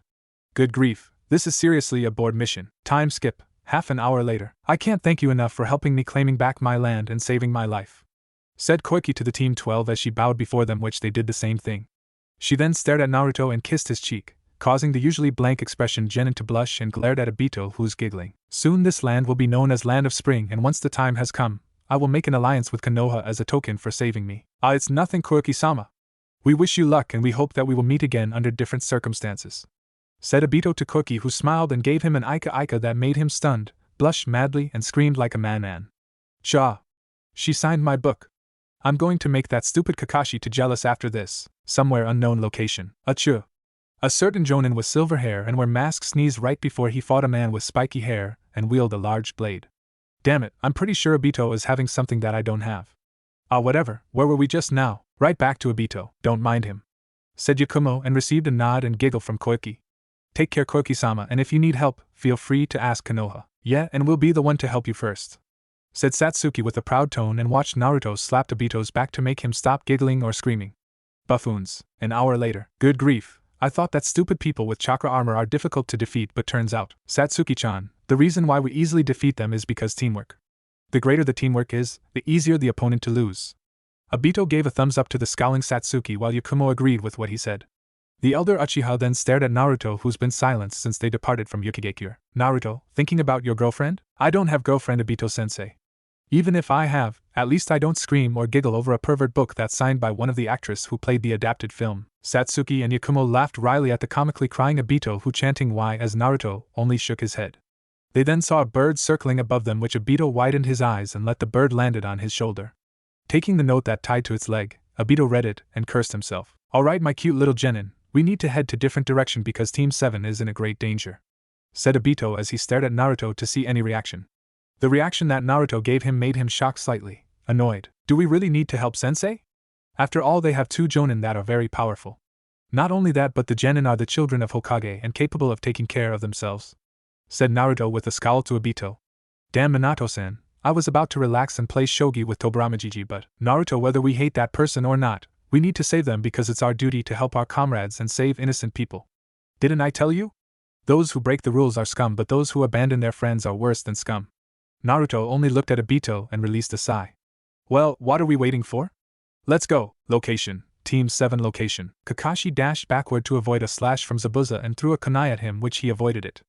The Nuke-nin of Kirigakure then quickly performed a tiger hand seal that Kakashi immediately knew what is it, and prepared his own technique to protect himself. Suitun, Suiganda, Suitun, Suijahenki. The water drilling projectile that rose from the underwater collided with the water wall, protecting Kakashi, who's thinking a way to save Kushina from Zabuza, who had trapped her inside a water sphere prison. He also need to think a way to save his genin that protecting Tazuna while facing a Mizu Bunshin of Zabuza. Kakashi! Just leave me and go save my children! Screamed the trapped Kushina to Kakashi, who clenched his fist tightly before watched Zabuza's clone kicking away Mito. Mito-chan, damn you! Kaiga Bunshin no Jutsu. Menma created two clones that charged at Zabuza and attempted to hit him with a kick and a punch, but the clone easily cut down Menma's shadow clones and punched him onto the ground. Damn it! Run, Omi-chan! Run as far as you can with Tazuna-san! Ugh! Zabuza's clone stomped Menma's stomach and charged at the running Natsumi with a terrifying Tazuna.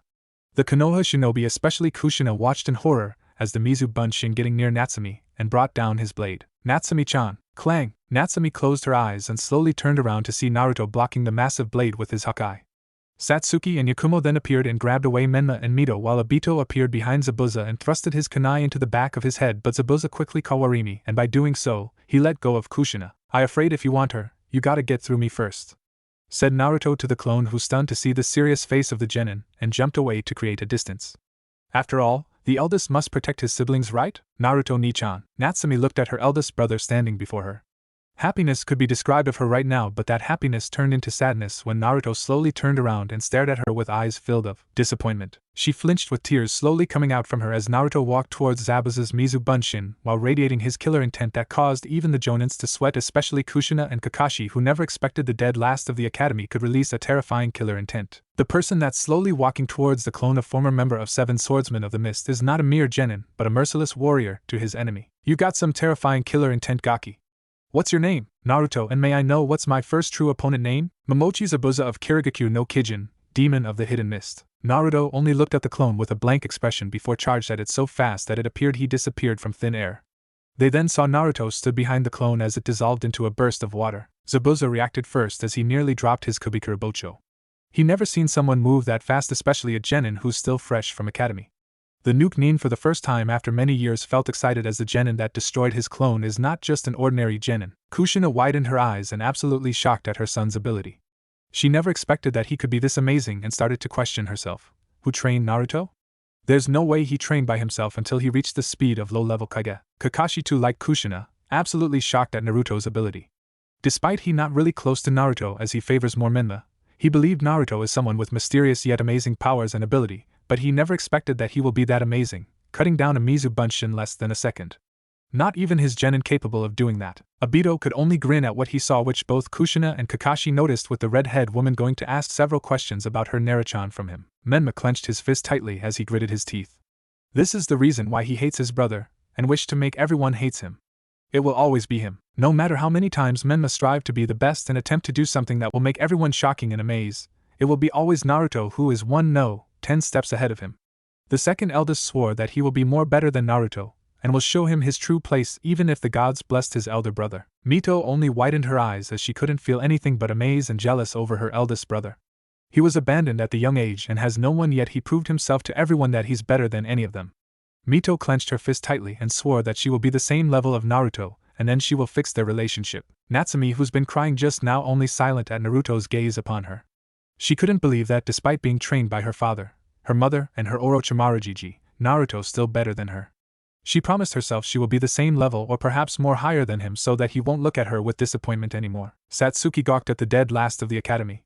She then scowled, as this is one of the reasons why her parents prefer Naruto over her, and even her brother told her how amazing Naruto is. She stared at Naruto with hatred, which the wielder of Hawkeye could sense it but ignores it, and promised that she will awaken her Sharingan and show to her family which one is better, Naruto or her. Yakumo only stunned and started to feel regret for calling him dead last. Perhaps he's truly strong and concealed his strength due to not having lots of friends like her, Satsuki, or the saviors of Konoha. She promised to herself that she will fix her relationship with Naruto, and hopes he could forgive her. Their thoughts were broken when Naruto took a fighting stance at the Jonins and Zabuza to widen their eyes. Right leg forward with two hands tightening the grip of the weapon while raising the weapon at their side. The blue flash style, Aoi Senko, the one of the most dangerous kenjutsu style that created by Senju Tobirama. If Naruto knew the blue flash style, then it means Tobirama is the one who trained him.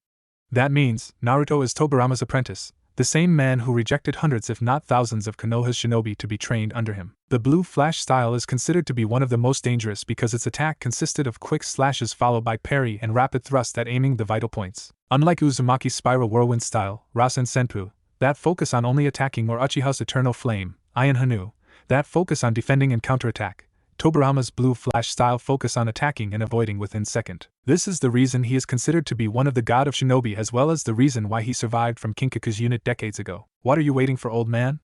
Come and get me, said Naruto with a smirk and mock tone to Zabuza, who's tightening his grip on the handle of Kubikiri Bocho. You're having a death wish, aren't you? Asked Zabuza as he noticed that Kushina and Kakashi ready to attack him, while Obito only looked at Naruto and smiled. Looks like Obito knows Sharingan. Obito the Sharingan has faith in you. He is. My senseis always have faith in me, unlike Kakashi knows Sharingan, Kakashi the Sharingan, or red hot-blooded habanero, Akai Chizio no habanero, said Naruto as he watched Zabuza slowly walking towards him. Zabuza-san, why don't you call your 5 friends to stop hiding and instead block my teammates from interfere our duel? Zabuza widened his eyes and stared at the smiling Naruto with amaze and excited. He signaled his friends to stop hiding and attack the Konoha shinobis if any of them decide to help Naruto. You're an amazing kid, but too bad this will be the last time you wield Hawkeye. I'm going to take that sword and sell to IWA or Kumo. You want this? Come and get me. Both of them charged at each other and delivered a strike that caused their blades to lock against each other with sparks showering. They jumped away before disappeared from everyone's sight and engaged in a high-speed kenjutsu match. Kaa-chan, shouldn't we help Naru and I? Asked Natsumi to Kushina, who was about to answer, but one of Zabuza's friends interrupted her. You little tomato, if you move one step ahead, we all will cut the head of your senseis for interfering the battle between the swordsmen. Don't you dare threatening my child, Hozuki Mangekyo, said Kushina to the man shoulder-length white hair and wears dark, high-collared buttoned shirt. You and your brother, Hozuki Suigetsu, will be dead before you even notice if you harm my daughter. Suigetsu, the brother to Mangekyo, only chuckled and said, looks like she cares more of her daughter who do nothing instead of her son who's fighting against the most powerful of 7 swordsmen of the mist. Their attention shifted to the loud sound blade colliding against blade. They watched Naruto and Zabuza trading's attack that either one of them parry or block. Both swordsmen jumped away and stared at each other before dashed towards their opponent and delivered a swing that collided their blade against each other with sparks showering. Not bad, kid. You're not just a mere genin. You're not bad too, old man. Enraged by what Naruto called him, Zabuza freed his blade and delivered several monstrous strength that Naruto blocked all of it. Seeing that he's getting exhausted on defending himself due to how heavy the Kubikuribocho is with how powerful his attack, Zabuza tightened his grip onto the handle of the blade and swung it as strong as he could, aiming Naruto's neck, which the genin blocked it but thrown away due to the brute strength. Quickly recovered, Naruto slowly rose up from his knees and stared at his right forearm that has a deep medium-sized cut. You're truly a gifted swordsman. If you're born at Kiri, I already take you as my apprentice. No thanks. I'd rather stick to the old man Nighting, he's more better than you, said Naruto to Zabuza, who grinned and charged at Naruto before brought down his Kubikuribocho, which Naruto blocked it. You shouldn't underestimate me. Zabuza raised his eyebrow as Naruto shifted his Hawkeye to free from the blade colliding and delivered a lightning speed slash that Zabuza could barely avoided it by jumping away. The Nukenin hissed in pain and gazed at the deep wound on his abdomen with his blood spilling out. Damn you fucking brat, now you will die, said Zabuza as he charged towards Naruto and delivered several monstrous strikes at the genin. At the sidelines, the Konoha shinobi were all worried about Naruto with the exception of Obito, who believed Naruto could defeat Zabuza, and Menma, who wished Zabuza killed his elder brother, although he silently prayed for the safety of Naruto. For Zabuza's allies, neither of them show any worries until a young girl took off her Anbu mask, revealing her angelic face. Raiga-san, Kushimaru-san, shouldn't we help Zabuza-sama? Both Tan Man and Masked Man stared at the woman before returned their attention to Zabuza, who stabbed Naruto's right thigh and knocked him away. This is the duel between the swordsman Haku. It is not just a simple duel but also about the honor of a swordsman. This match means a lot to Zabuza because I've never seen he so happy like this, said Raiga as he witnessed Naruto cut Zabuza's back and slashed at his neck but missed that hit his chest instead. Not only that, but also this match shows that we need to be at our prime level like years ago. Kushimaru watched Naruto receive a deep slash across his back and stopped Kushina from helping his son with his Nuibari. I've told you, if you help him, I will kill you before you even notice it. Naruto-chan, just give up. You can't win this match. He's a jonin, and you're just a genin. Kushina tensed up when Naruto received another slash on his back before returned it by stabbing Zabuza's thigh. Kaa-chan, we should just help Naruto and I than standing here doing nothing. Don't interfere, Mito. Mito eyed Menma with a face telling him, are you fucking kidding me? As much as I hate to admit it, Naruto going to win this match. I don't think so, said Kakashi as he heard a sickening sound of bone crushed. He watched Naruto fell to his knee and holding his broken left arm that had been broke by the flat surface of Zabuza's Kubikuribocho. Naruto's losing his stamina and his wounds slowing him down. Obito-sensei Yakumo was interrupted by Obito, who raised his hand. I know, Yakumo, but we can't do anything. Even if I teleported to him, any of you could be killed the moment I touch Naruto. Kushimaru is extremely fast swordsman with his Nuibari, and Raiga can directly stun any of us with his Kiba. Not only that, but Mangekyo and his brother Suigetsu capable converting their bodies into liquid. Their attention shifted to Naruto's loud scream due to receive a deep slash by Zabuza on his back again, causing them to horrify at the amount of the blood spilling out with how deep the wound is and could see his spine. Staring at Zabuza with his saffron eyes, Naruto dashed towards Zabuza and flipped over him at the last minute to avoid a fast swing and slashed his back twice. Jumping away, Naruto watched Zabuza turned around and glared at him as he tightened his grip onto the handle of the blade. Looks like I'm going to end your life with this one attack, said Zabuza as he flared up his chakra, which caused everyone to see a silhouette of dark purplish demon. Any last wish? I don't have any last wish, Zabuza-san, said Naruto as he too flared up his chakra, revealing everyone a silhouette of man in metallic dark armor with a platinum blade in his right hand. Because I'm going to survive from you. Zabuza grinned at the panting heavily Naruto and waited for the right timing.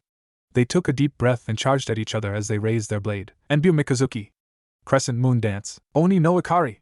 Demon's Wrath. Their strikes were so fast that not even Kakashi's Sharingan could perceive it. When they ended their attack, the water underneath them ripped 10 feet long as Naruto fell to his knee and coughed up an enormous amount of blood, hissing at the pain of deep slash that could see his ribs. As for Zabuza, he grinned before coughed up blood and gazed at the deep stab below his right side of ribcage. Gazing at Haku, he and the others disappeared as Obito lifted the badly injured Naruto and asked Yakumo to heal him. Tazuna-san, please lead the way to your home.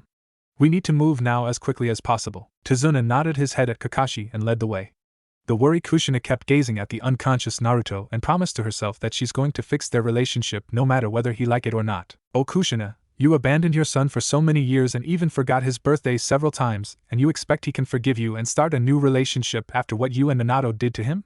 Fool. When they arrived at Tazuna's home, they were greeted by a woman with long blue hair who immediately hugged Tazuna. Tu-san. You made me worried.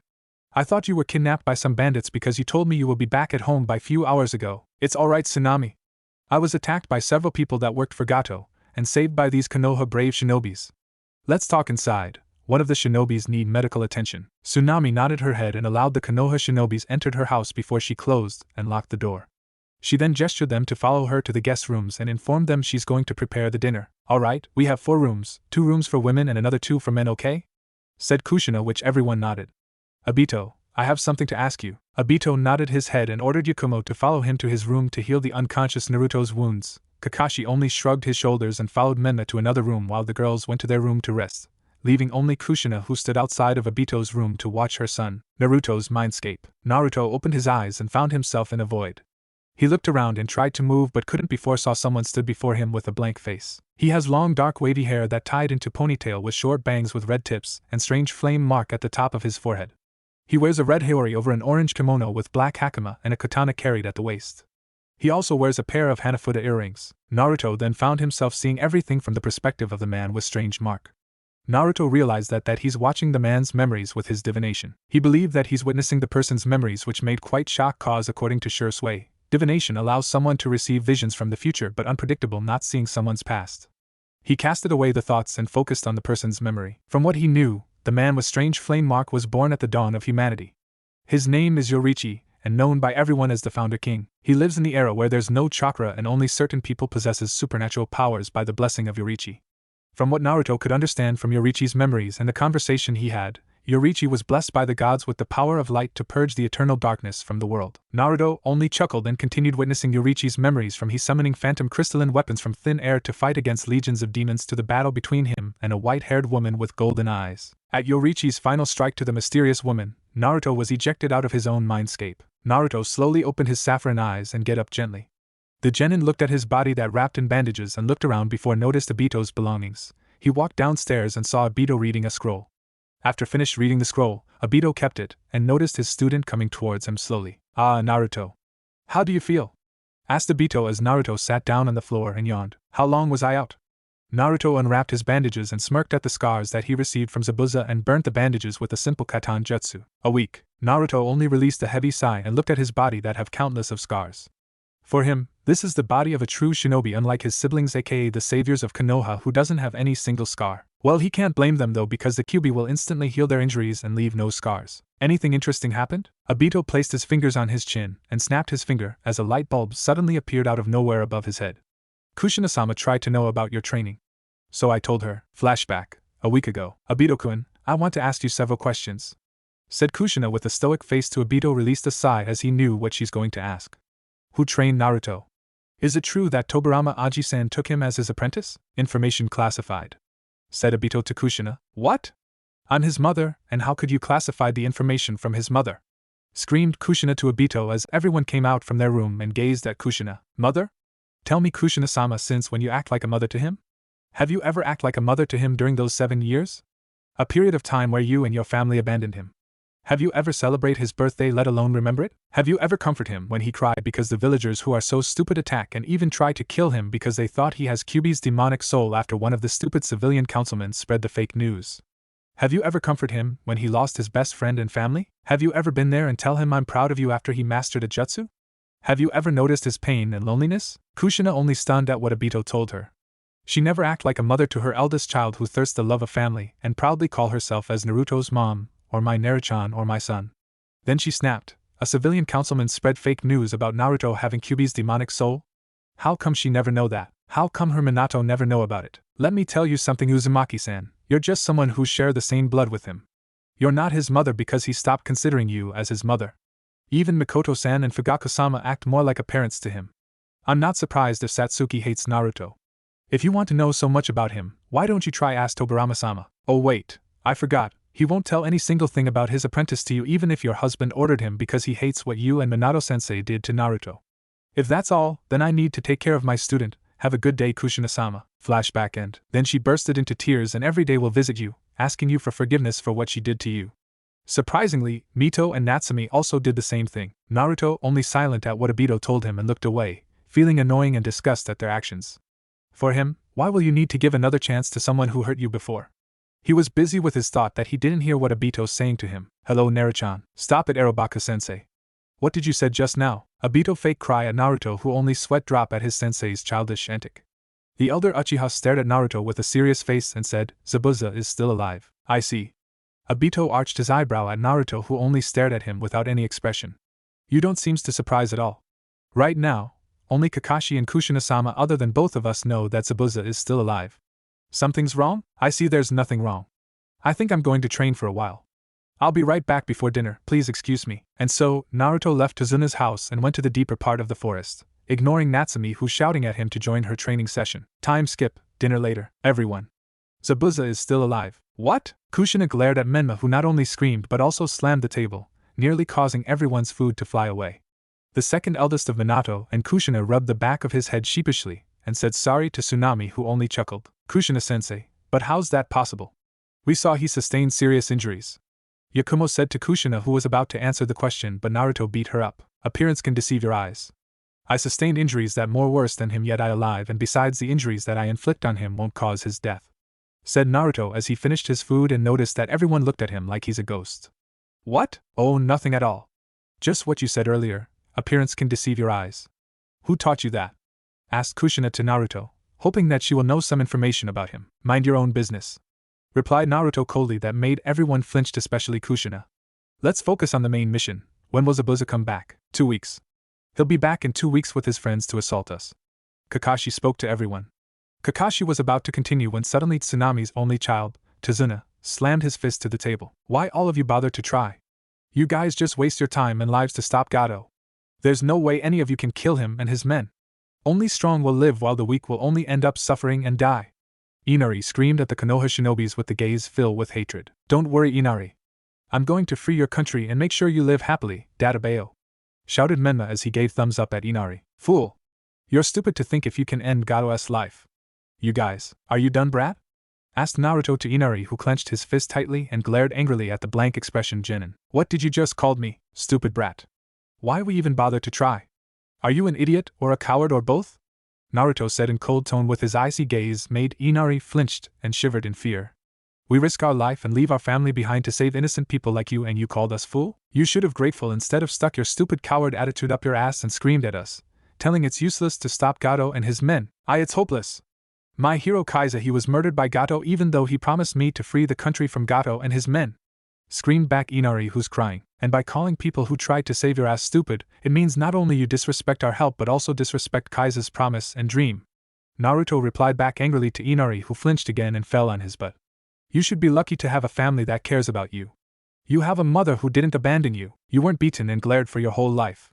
You never feel alone and you don't even experience great tragedy so do us a favor, shut up and stop complaining or whining like a bitch about we are not going to kill Gato and his men. Naruto rose up and left the house to the jungle but not before gave a death glare at Inari who immediately cried and ran to his room which Tsunami chased after him. Sensei, what Naruto say is just to make Inari afraid isn't it?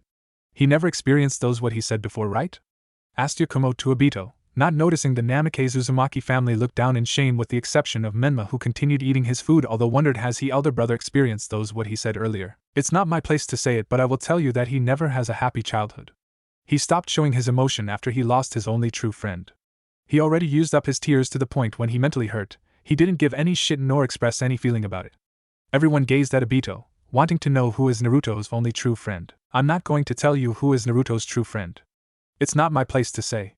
Trust me, he experienced countless of hardships that will make any one of us insane. How he kept his fortitude is still amazes me.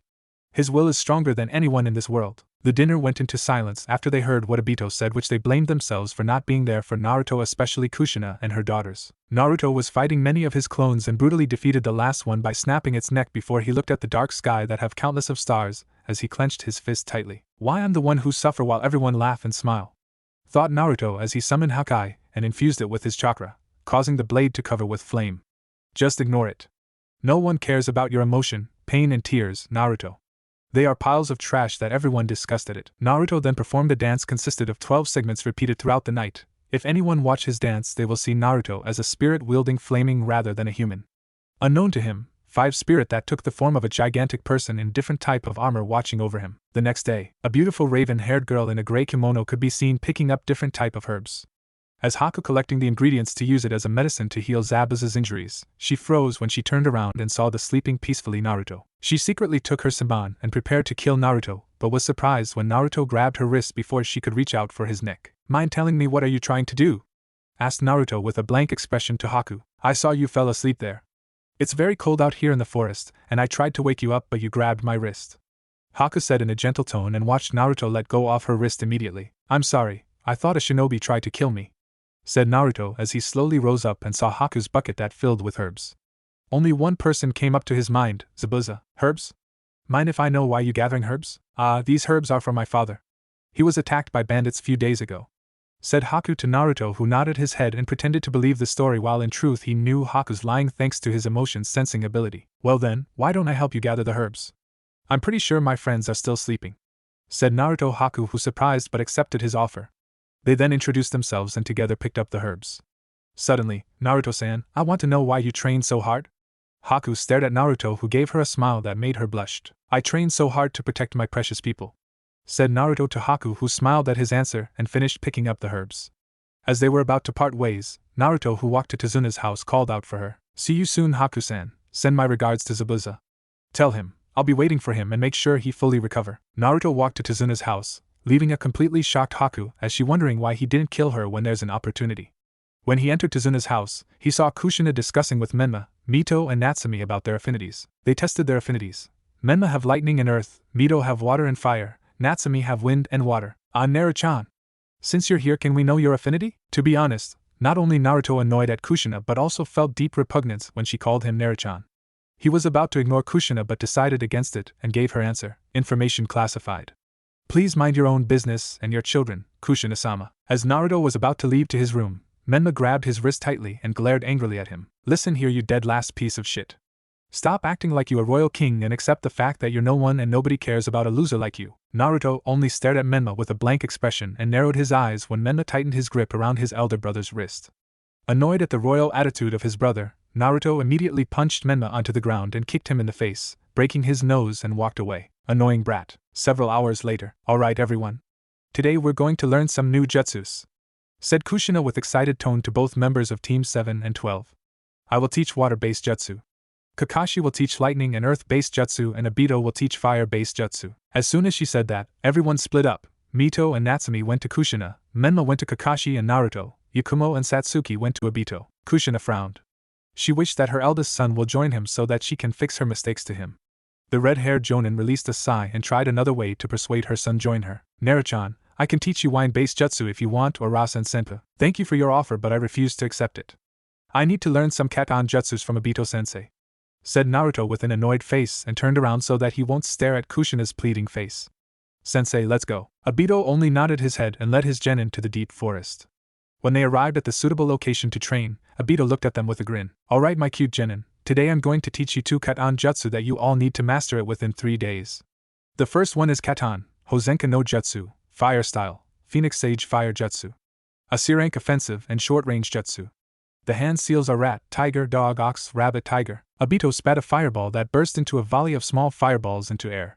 Yakumo and Satsuki watched in awe the wildly movement of the fireballs and stunned to see Obito controlling each of the individual flames with his chakra before let the fireballs destroyed a tree, turning it into ashes. Once you manage to perform this jutsu perfectly, I'll teach how to manipulate the flames with chakra.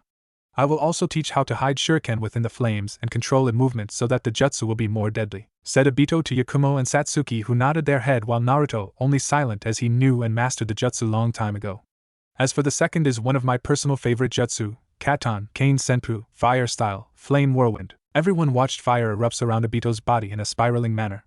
Then he launched the jutsu with his hands towards the tree, causing it to turn into ashes. A C-rank offensive jutsu and short to mid-range. The hand seals are monkey, bird, dog and ram. Sensei, I'll be training my another kenjutsu style. I already mastered dozens of katan jutsu, including the one that you demonstrated earlier. Obito smiled at what Naruto said and felt proud that his late best friend did a great thing to teach Naruto in katan-based ninjutsu.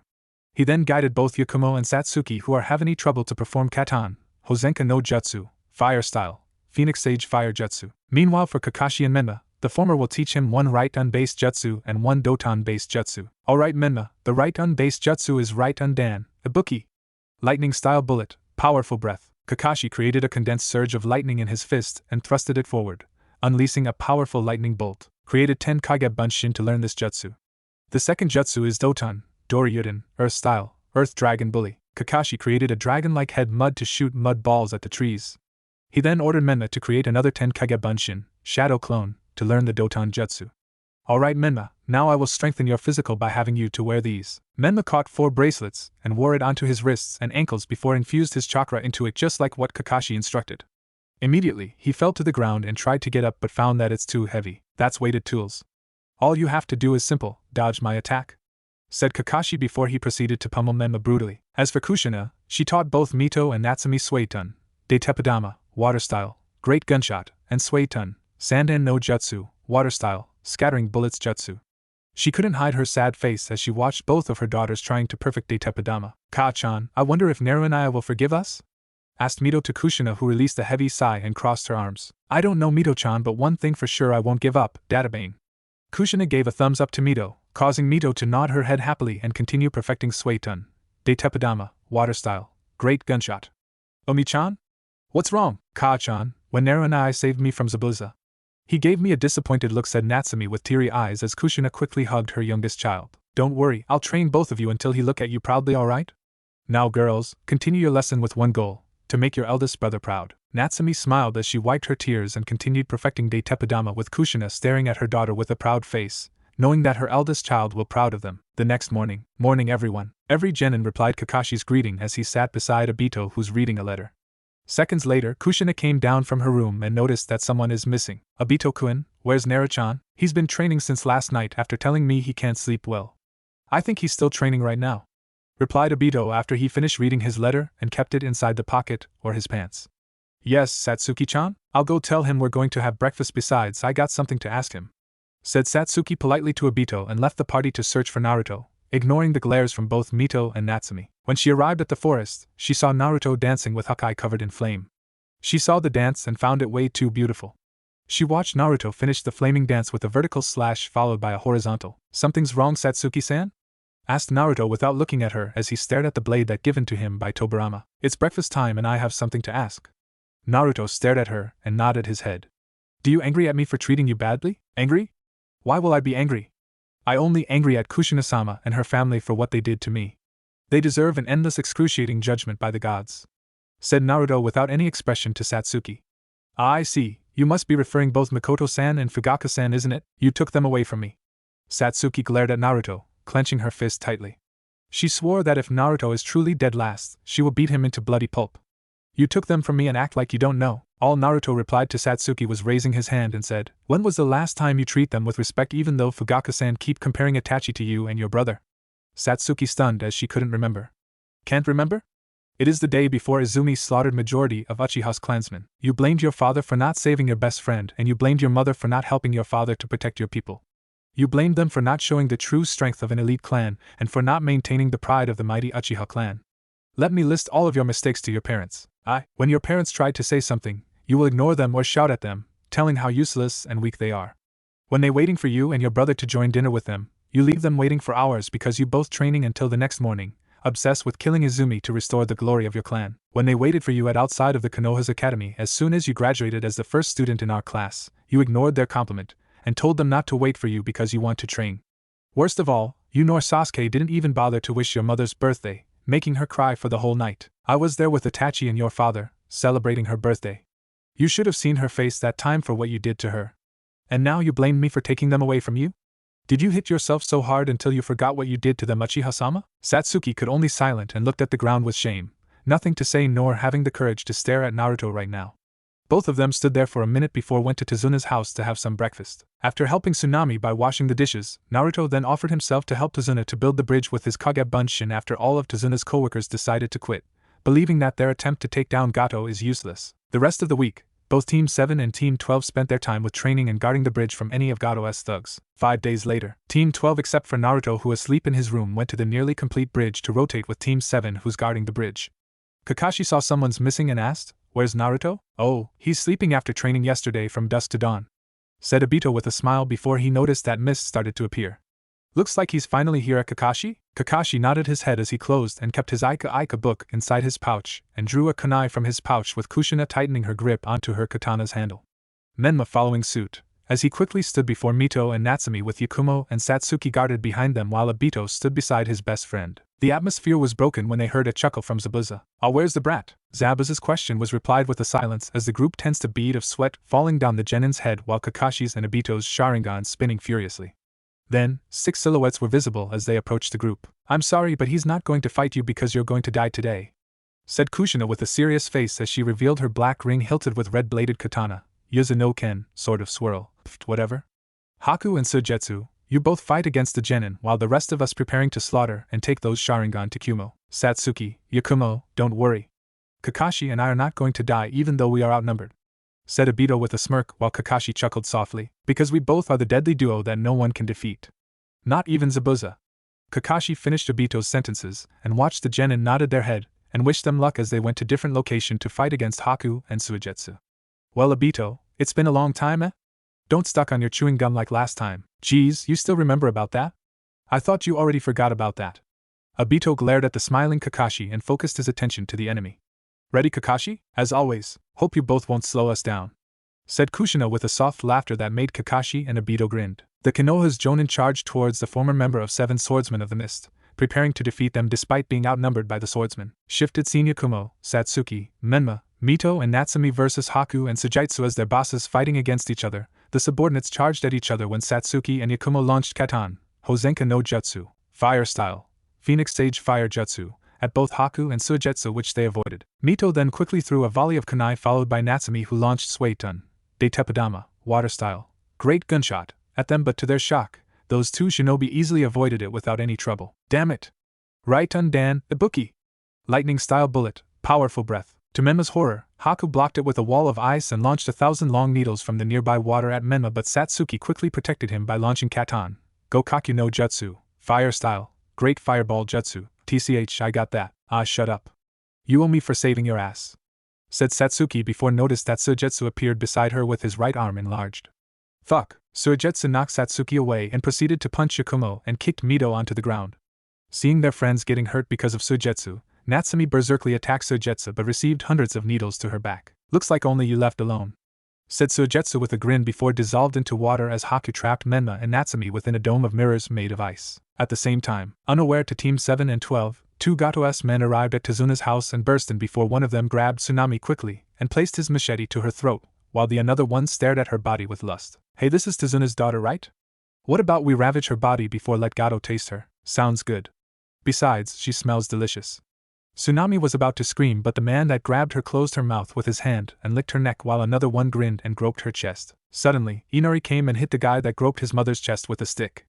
The angry thug turned around and kicked Inari away before prepared to kill him by cutting his neck as Tsunami screamed in horror. Inari, who saw the incoming blade, quickly closed his eyes as he wished he's strong as Kaiza but felt weird when he felt no pain. Slowly opening his eyes, he saw the thug that tried to kill him was killed via a kunai lodged into his skull, while another thug that licked Tsunami's neck was murdered by Naruto by snapping his neck. "Tsunami-san, I'm so sorry for late." "It's okay, Naruto-kun, thank you for saving us," said Tsunami, who cried and hugged Inari tightly while Naruto only smiled and went to Inari's side. "What you did was a brave thing, Inari. Only a hero will do that. Now you take care of your mother, okay? I'll deal with Gato's thugs," said Naruto as he ruffled Inari's hair and brought the thug's corpse to outside of the house and burned it with a katan jutsu. He then quickly went to the bridge to save his teammates from their opponent, as Inari rushed towards the village with his mother following her right behind. The location where genin of Team 12 and 7 versus Suigetsu and Haku. "Ni-chan, don't worry Natsumi, and I-chan will protect you," said a panting heavily Menma to the terrifying Natsumi as he launched another right undan, Ibuki, lightning style bullet, powerful breath, at Haku's reflection. "Arg. Where the fuck is she?" "Here." Menma turned around and received a powerful kick to his gut by Haku. He saw an incoming fist to his face, which Menma dodged it and delivered a powerful punch to her face, shattering her mask. Before he could attack her again, Haku launched another 1,000 of long needles at him, making him stunned and fell to his knees at the excruciating pain. This battle ends now. Now both of you will die. Nichan. Suetun, Sandan no Jutsu. Water style, scattering bullets jutsu, Natsumi sent a wide volley of water bullets at the ice mirrors in attempt to destroy. Her instinct told her to duck, which she did to avoid Haku's lightning speed kick. Natsumi quickly delivered a kick, but Haku jumped into the mirror to avoid it. Surrender or you will die, said Haku coldly to Natsumi, who slowly removed the needles from Menma. She really hoped that the two of them won't continue their battle because she know, if they continue to fight her, they will die. But both Menma and Natsumi refused to give up as they stared at Haku's reflections with anger. They won't give up and will continue to fight despite knowing that they will die. Using Kyuubi's chakra, the two of them launched Right Undan, Ibuki and Suetun, de Tepidama together at one of the ice mirror, which at first not effect, but they infused their Kyuubi chakra into their jutsu and destroyed it, shocking Haku, who quickly avoided the deadly technique and launched thousands of ice needles at the two of them. Menma and Natsumi avoided the ice needles and rushed towards Haku, intending to kill her, but Haku quickly performed Suetun, Suryuden no Jutsu, water style, water bullet dragon jutsu, at them and quickly used the water source to create a more powerful Sensatsu Susho, thousands of needles that coming at them with lightning speed. Before the needles could attack them, suddenly 15 different types of transparent glowing crystalline weapons appeared from thin air and circling around both Menma and Natsumi, protecting them from the needles and at the same time caused them to free from Kyuubi's influence. What the? Haku, who watched the weapons, was stunned and saw Naruto carrying both of his siblings while glaring hardly at Haku. Haku-san, this battle is over. Gato is planning to betray you and your comrades. I suggest it is wise to end this fight now, said Naruto coldly to Haku, who shivered in fear at his gaze and watched him rush towards Suigetsu. Quickly, Haku went to Zabuza and Kushimaru, who's fighting against Kushina, location where Satsuki, Yakumo and Mito fighting against Suigetsu. Ora! Suigetsu launched a powerful punch to Mito that sent her flying away and quickly liquefied himself to avoid Satsuki's roundhouse kick. He then appeared not too far from her and saw Yakumo rush towards her before threw a volley of shurikens, which he grinned and used his tanto to deflect all of it, but he made a mistake when he gazed at Yakumo's light brown eyes. Suddenly, Yakumo disappeared from Suigetsu's sight. He then surrounded by several bean vines that bind his body and lifted him to air. A bean pod then rises from the ground, revealing Yakumo with a kunai, ready to strike Suigetsu, but shocked when Suigetsu managed to break free the illusion and kick Yakumo in the stomach. Katan, Gokaki no Jutsu, fire style, great fireball jutsu. Satsuki launched a blazing orb at Suigetsu, who knew that he couldn't liquefy himself to dodge it. Instead he counterattacked with Suetun, Suijahenki, water style, water wall. Fuck! Satsuki was about to launch Katan, Hozenka no Jutsu, fire style, Phoenix Sage fire jutsu, at Suigetsu, but jumped away when he threw a water shuriken at her. She then quickly threw a kunai to him, but he liquefied himself and let it slip through his fluid form before Suigetsu shot 2 water bullets from his fingers at Satsuki, hitting her and sending her crash to the ground. Katan Enden! Fire style, flame bullet. Mito, who recovered from the punch, launched a stream of fire at Suigetsu, hitting him and completely obliterated him. I did it, did you? Mito turned around and saw Suigetsu with a deadly glare swung his tanto, aiming her neck. She closed her eyes, accepting her death, but tensed up slightly when she heard a loud clang. Opening her eyes, she saw a transparent glowing blue crystalline katana with wing ornament block the tanto. I suggest you to run to Zabuza to inform him that Gato is planning to betray you now, said Naruto with serious tone as a large chainsaw-like blade, a giant shuriken, a trident, a shield, a long sword and a katana was surrounded Suigetsu. Now or I claim your life without hesitation. Suigetsu nodded his head and rushed towards his comrades, attempting to tell Zabuza about Gato's betrayal. Naruto saw Mito, who cried and nodded his head as he laid down his siblings gently, and went to Yakumo and Satsuki. You girls stayed here until you both can move. I'm going to warn our sensei about the upcoming danger, said Naruto with blank expression to both of them, who nodded their head and watched Naruto ran towards their sensei. Scene shifted. An exhausted and kneeling Kushina could be seen glaring hardly at a panting heavily Zabuza and an injured Kushimaru whose mask broken. The wife of Yellow Flash watched a tired Kakashi defeated Raiga while Obito are having trouble against Mangekyo, who too having trouble to hit the Uchiha. Their battle came to an end when Gato with his armies appeared. The short ugly man clapped his hands. Looks like the demon of the mist has reduced to baby of the mist. Zabuza, easy to be fooled. Boys, killed them all except for that red-haired lady and those girls. We might want to enjoy their bodies after killing these. Kushina, Haku and the arrived female genin all shivered in fear at what they heard. They couldn't fight the fear and exhaustion that overcame them, the situation getting worsened when the armies gave them a creepy smile. Things quickly changed when Naruto stood before Zabuza with Hakai. Kid, humph, what an ugly brat you are. Kill him first for glaring at me. Are you talking about yourself? Said Naruto in sarcastic tone that made the Konoha shinobi and Kirigakure's Nuke-nin to burst into laughter. Some of Gato's thugs too laughed at what they heard. If you really want to kill me. Sure, why not? Angry to see that smug face, Gato ordered his thugs to attack Naruto and bring the ladies to him.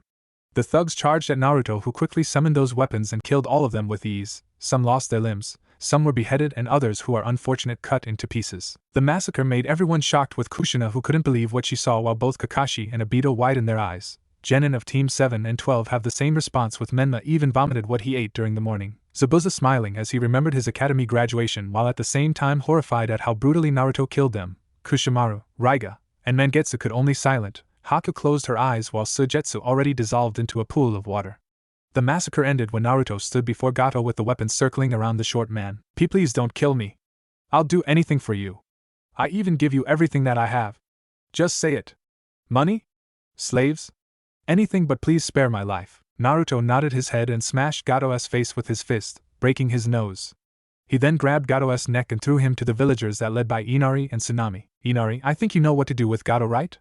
Said Naruto to Inari, who nodded his head and shouted, "Torture him!" The villagers cheered at what Inari said and dragged Gato to the place where he once publicly executed Kaiza. An hour later, after the torture and execution of Gato, the land of Wave had finally been freed. Naruto with Obito went to Gato's warehouse to free the kidnapped women and took all Gato's money to give to each of the villagers. Both Konoha Shinobi and the Nukuni made peace with each other after the battle. The two groups even befriended with each other and had a dinner at Tazuna's house. The Konoha Shinobi learned that the reason why they attempted to assassinate Yagura of the Yondan Mizukage was because he murdered those who have Kekai Genkai for no reason, as well as corruption plaguing those in charge and the pursuit of power becoming paramount for many. Then, Obito told the real reason why Yagura did those things. It was revealed by Obito that Yagura was manipulated by Uchiha Izumi with a powerful genjutsu in order to use Kirigakura as her land, shocking Zabuza and his allies. Eventually, the time came for the two groups to leave Land of Wave. The two groups were hailed as heroes by the villagers for freeing their homeland, especially Naruto. Here, inside this scroll contained lots of weapons and money from Gato's hideout, said Naruto as he gave the scroll to Zabuza, who accepted and grinned. We'll meet again one day, we will.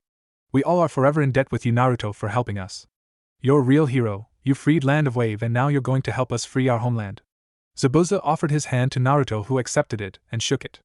Thank you, everyone. Zabuza and his comrades walked to an opposite direction that leads them to Land of Water, but before they go, Haku quickly kissed Naruto in his lips and hugged him, whispering that she's going to miss him, much to the female Genin's anger. The blonde Genin only chuckled and nodded his head before waved his hand at the smiling Haku. As they walked to Konoha, Obito used this as an opportunity to tease Naruto. So Naruto, how does it feels like to have two beautiful girls kiss you for your first mission? Sensei. Everyone laughed wryly at the sight of angry Naruto with flaming Hakai chasing after a screaming Obito who's begging Kakashi to save his life. After traveling from Land of Wave, Team 12 and 7 finally arrived at Konoha, gazing at the gate with a smile on their faces except for Naruto. Wishing to meet Tobirama to discuss something important, Naruto entered the Konoha and greeted both Izumo and Kotetsu, who used to prank people with him, and Shisui when they were bored. Yo Naruto! How's your first mission? Asked Izumo to Naruto, who only nodded his head, signaling it was not bad. Any interesting thing happens? Naruto was about to answer Kotetsu's question, but Obito quickly beat him up. Oh well, our first mission is super cool, you know. My team escort the famous actress Fujikaze Yuki to Land of Snow, and you knew what happened. Turns out her real name is Kazuhana Koiki, the only child of the former daimyo Yuki no Kuni. And then, her uncle tried to kill her to rule the land, but my cute potatoes Genin beat them all, especially Naruto, who killed Doto easily. And you know what happened next? Screamed Obito with his eyes became stars, while Izumo and Kotetsu and Team 7 couldn't wait to hear what Obito going to say. Kokiheim kissed Naruto's cheek and signed my ICHA. Immediately, Obito ran away from the angry Naruto as the latter chasing the Uchiha with Hakai. Obito laughed loudly and mocked Naruto by screaming like a girl, asking anyone to save him, which made everyone, including the villagers and the Umbu that guarding the village, sweat drop at his antic. Soon, Obito apologized to Naruto and told him that he won't tease the silent boy anymore, which Naruto had doubt to believe it. Obito then went to the guard post to sign something on the paper and smirked. And then you knew what happened? We was supposed to return home, but Minato-sensei asked us to support Team 7 at Nami no Kuni, and so yeah. We fought against Zabuza, Raiga, Kushimaru, Mangekyo and Zabuza's apprentice, Haku, and Mangekyo's little brother, Suigetsu. So Naruto freed the land from Gato's, and his thugs and the villagers praised him as a hero. Cool, right? And here's the interesting moment. Haku kissed Naruto's lips. Sensei, both Izumo and Kotetsu gasped at what they heard and cried, unable to accept the fact that a mere genin like Naruto is so advanced than adult like them. They laughed when Naruto snatched his Aika and attempted to burn it with Katan Jutsu, which made Obito immediately groveled at Naruto's feet. Alright everyone, we gotta go to Hokage's office to submit our report before you guys can go home. said Kushina to everyone. When they arrived at Konoha's office, Naruto was surprised to see Tobirama and Hiruzen discussing something with Minato. The retired Kage saw the genin and excused themselves before greeted the genin, especially Naruto. Sorry Gigi, it's been a while eh? Indeed, Konohamaru kept bugging me about when we can visit you, said Hiruzen with a smile to Naruto as he chuckled and informed him tonight. Alright then, goodbye Naruto-kun, goodbye Gigi. Hey old man, said Naruto casually to Tobirama, causing everyone's jaw to drop to the ground while Tobirama twitched his eyebrow and smacked the top of his head. Ouch, that's for being rude to your Hokage, said Tobirama with a stoic face while he couldn't deny it's quite fun to see their reaction. You meant former Hokage, old man Sama? Naruto said before laughed at Tobirama and whispered to him. Wait for me at outside, I got something to discuss with you. Tobirama nodded his head and waited for Naruto at the outside of the office. Closing the door and turning around, Naruto looked at everyone who's staring at him. What? No, it just you, Naruto interrupted Kushina by telling her mind her own business. Naruto, she's your mother, Naruto interrupted again by glaring him. Alright Team 12, report. Alright Hokage-sama. As you know, we escorted the famous actress, Fujikaze Yuki, to Yuki no Kuni with her crew to film their movie at there. Things became suspicious when Yuki-sama wished to shoot the film as soon as possible. Then, we found out that Fujikaze Yuki's real name is Kazuhana Koiki, the daughter to the late daimyo of Land of Snow. Then, rogue ninjas led by a tyrant known as Doto appeared and attacked. Satsuki and Yakumo protected the crew members and Yuki-sama while both Naruto and I deal with Doto and his subordinates. Things get worse when Doto kidnapped Koikiheim while his subordinates surrounded us. Naruto then went to Doto's location and saved Koiki before killed Doto, freeing the land, said Obito to Minato, who raised up his hand and stared at him with angry face. Wait, you meant a simple C-rank escort mission became an A-rank for a squad of fresh genin? Obito, according to the rules, you should return back to Konoha or ask for backup because the mission's rank has changed. Do you know how dangerous it is? What will happen if any of them get hurt or possibly one of them die? Obito, I'm truly disappointed. Naruto slammed his fist to the table, breaking it in half as he gazed at Minato with a blank expression. You rather command us to return back to Konoha leaving them to die or wait for the backup to arrive while Doto and his thugs killing innocent people? What kind of a Kage you are? Let me answer that for you, said Naruto coldly to Minato, who flinched at the tone that he's using to the Kage. Pathetic. And here I thought you're a genius, but turns out you're pathetic. You know why? Because you're the only Hokage that doesn't know how to beat paperwork. We, shinobi of Konoha, won't let people die for the sake of a mission. We will rather fail the mission than let innocent people die for the sake of a mission. Remember that. Minato watched Naruto calm down and stood beside the door, crossing his arms on his chest and closed his eyes. I'm sorry, Obito. I shouldn't say those things. Naruto is right. Saving people are important than completing a mission. Remember that. Yes, Hokage-sama, shouted everyone as they saluted at the smiling Minato. Now, what about Team 7? This time Kushina spoke. We were escorting Tazuna back to Land of Wave, but the mission became B-rank after the demon brothers tried to kill Tazuna. We then decided to ask a backup team, fearing that the mission getting worse, which is true, as not too long after that, we were attacked by Momochi Zabuza and his group, Kurisuke Raiga, Kuriara Kushimaru, Hozuki Mangetsu, Hozuki Sujetsu and Haku. The B-rank mission immediately became A-rank and Zabuza managed to trap both Kakashi and me. He created a Mizu Bunshin that beat Menma, Mito and was about to kill Natsumi, who's protecting Tazuna, but Naruto arrived and protected her. Then, Minato looked at Kushina with a confused face. He then stared at Kakashi, who nodded his head and said, Naruto engaged Zabuza in a Kenjutsu match. The fight was intense with both of them received serious injuries until the two of them draw. Not only that, but Naruto used Blue Flash style to fight against Zabuza. Minato widened his eyes and stared at Naruto. He decided he want to ask him several questions about his ability later, as he want to hear the full report of the mission to Nami no Kuni. We arrived at Tazuna's house and weeks later Zabuza arrived with his subordinates to kill Tazuna. Naruto was resting at house and came to us as Gato arrived with his thugs to kill us and capture the Kunoichi. Since we are so tired, we unable to do anything, but Naruto saved us by killed all the thugs and let Gato tortured and executed by the people of Land of Wave.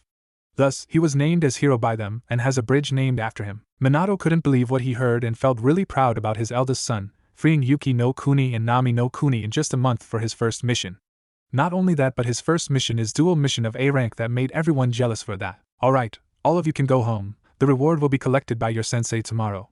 Dismiss and Naruto, please stay for a while as well as Kushina. Naruto only released a sigh and nodded his head at his teammates who smiled at him while ignoring his siblings, much to their dismay. He then watched Minato activated the silence seal and stared at the smiling Minato. Naruto, I'm proud of you, my son. I'm no longer your son. My father died the day he abandoned me, and so was my mother. Both Minato and Kushina flinched at what they heard and felt their hearts stabbed by thousands of knives. They couldn't believe their ignorance to their eldest child lead him to tell them his parents were dead. Why won't you give us second chance, Naruchan? asked a crying Kushina to Naruto. Second chance? What about those years that I begged you to train me or at least send a clone to teach me the basic? What about those days that I watched you both celebrating the saviors of Konoha's birthday while forgetting my existence? What about those nights that I spent at hospital because the injuries that I received from your subordinates? You asked me to give you second chance while ignoring those years of suffering and pain that caused by you both. Screamed Naruto in anger to his parents. Pathetic. In my eyes, you both are pathetic, failure and awful parents. Back to the business, what do you want? The crying Minato wiped away his tears and said, where did you learn the blue flash style? I'm not going to tell you. Tell me. I'm ordering you to tell me as a Hokage. Screamed Minato to Naruto, who only smirked and opened the door. Why don't you just ask the night aim? Naruto then left the office and together with Tobirama, heading towards the Senju's house. Few weeks later, at the training ground 12, both Satsuki and Yakumo could be seen fighting against Naruto while Obito witnessing their battle at the sideline. Obito watched Naruto block Satsuki's kick while grabbed Yakumo's ankle and twisted it slightly before threw them away. Yakumo quickly recovered and threw shurikens, which Naruto avoided it before noticed that Satsuki slipped right behind him and spat a stream of fire at him. Quickly, Naruto jumped to the air and performed Kage Bunshin Shuriken Jutsu at the two of them. Dodging the shurikens, Satsuki released a blazing orb at Naruto, who cut it in half with one of his royal arms, Sword of the Mystic, before knocked the Uchiha away with a kick to her stomach. Quickly, Naruto threw the royal arm to the nearby tree and disappeared before reappeared at the tree and pulled out the sword as it faded into thin air. Suetun, Tepidama, summoning Shield of the Just, Naruto blocked the attack and threw a kunai at Yakumo's feet, causing him to teleport to her front and trapped her in a genjutsu, Kokwangyo no Jutsu, Bringer of Darkness, and knocked her out with a chop to her neck. A lot of interesting things happened these past few weeks. The first one is that Naruto left his family and lives with Tobirama as soon as he get to Minato's home and packed up his belongings and moved to the retired Kage's house. It took his family few days to notice that he's not living with them. Kushina reacted by crying and begging him to live with her, as she regretted for what she did to him, which he found it as a pathetic. Minato even promised to teach him his personal jutsu, including Rasengan and Hiraishin, which the former mastered it after witnessing Minato try to combine it with his Futon chakra while Jiraiya and Kakashi looking at it. As for Hiraishin, he's learning the basic from Tobirama. His siblings have different reaction, with Menma glad that he didn't live with them, Mito sad at his brother's choice, and Natsumi crying and clinging at him. Even the legendary Sannin tried to persuade Naruto to live with them back, which he ignored them. Second, Yakumo and Satsuki are trying to befriend with him. They stopped treating him badly or call him dead last, and even asked him to have lunch together every day, which he rejected, stating he has no time and opted to train instead. Naruto knew that both Satsuki and Yakumo regret what they did to him, but the blonde was not going to forgive them easily. He clearly told them that, we are just a team and comrades, not friends.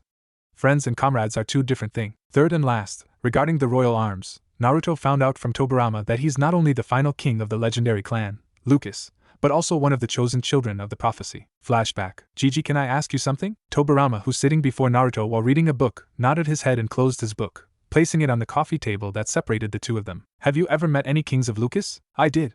Both Hashirama and I. We first met the 112th king of Lucas, Mors Lucas Selim, when we were young. He saved Hashirama and I from an ambush that's set by several Uchiha. At his request, we sometimes helped Mors to fight against people who threatening his kingdom. Then Mors passed away and we met his son, Regis, the 113th king of Lucas. We fought alongside him few times before Hashirama, Madara and several other clans came together ceased to fight against each other. The last time we met Regis before his death was when Hashirama married Tomito. Regis and his friends came to Konoha and we were shocked because he looks older than his age. What happened after that? One day, we received news from his son Noctis that Regis passed away, which made us completely sad. We paid a visit to his grave and sometimes helped Noctis to fight against demons that threatening him as he traveling across the world to search for the tombs of his ancestors to collect the royal arms. On a fateful night, we received a distress signal from Kingdom of Lucas. Hashirama and I quickly went there and shocked when the kingdom was destroyed while Noctis fighting against a man. Hashirama went to the secret room to rescue Noctis' wife, Linafria Nox Florette, while I assist Noctis to fight against the mysterious man. When Hashirama returned with Linafria, Noctis ordered us to return to Konoha and take care of Linafria before he sacrificed himself to seal the mysterious man. Who's this mysterious man? Asked Naruto to Tobirama. His name is Ardyn Izunia, a chancellor from one of ancient kingdom, Nibelheim. He is known as Adagium by the kings of Lucas. Now Naruto, I want to know why you suddenly asked me about this. Naruto rose up from his seat and extended his left arm, resulting 14 crystalline transparent blue weapons to appear encircling him with glimmering crystals surrounding him. Tobirama, who saw those weapons, nearly had a heart attack as he couldn't believe what he's seeing currently. Royal arms. But how? I had a dream it's about someone that I never met yet felt has a connection, and I witnessed it through that person's memories from his birth to his death. His name is Shiranu Yorichi and famously known as the Founder King. At first I just ignored it by every night, it getting worse. After Yorichi-san's memories, it was his brother's turn, Somnus, and he decided to change his clan name from Shiranui to Lucas Selim after he lost his brothers. And from Somnus to his descendants until where they are known as Kings of Lucas. Those memories, most of them are about the true king and the chosen children as well as prophecy. Then, Naruto closed his saffron blue eyes and took a deep breath before exhaled. I saw myself in those memories. Sometimes I saw my face inside a giant crystal which the Kings of Lucas will speak to someone by the crystal. I tried my best to deny that the face inside the crystal and the person that I saw in those memories was me, but every time I deny, the memories will give me more clues that the person I saw it was no other than me. What clue? Asked Tobirama to Naruto. My full name, the first person that become me true friend, you, and the people who abandoned and hurt me. Replied Naruto with a sad face as he sat down with the royal arms disappeared into thin air. And since I still have doubt about that, a mysterious voice told me to summon the glaives, which I did, and it appeared. GG, why the gods are so cruel. They made my family left me for the sake of my siblings because of a prophecy. They made the villagers despise me because they think me as a demon. They took my only friend who died because of someone, and now after years of suffering and getting hurt, now the gods who took everything from me tried to fix back by making me as the true king to save the world? Naruto, listen to me, son, said Tobirama with a soft tone to the stunned Naruto. Now you believed yourself as the true king and undoubtedly one of the chosen children. That means, the fate of everyone in the whole world is in your hands and you're the one who's going to decide their fate. But why me? Why not other people or the saviors of Konoha? Why me? What's so special about me? Screamed Naruto in disbelief. Because Naruto, you are a special person. When I saw you near the lake for the first time, I saw anger, vengeance, hatred and sadness in your eyes, but when I looked more deeper, I saw hope. A hope to make everyone acknowledge of your existence. A hope to prove what they think about you are wrong, and a hope to make everyone respect you not because of who you are but what you are, a good man. And because of that hope, I took you as my apprentice, passing my knowledge to you while teaching you to forget the past and slowly forgive them. And when the boy that stood before me is not just a special person but also the true king, and one of the chosen children, I felt happy and proud that I chose you. Don't let anyone control your life or decide who you are or decide which path you should take, because only you can decide what you want to do and which path you're going to choose. You are you. Remember this, okay? Gigi, you have so much faith in me.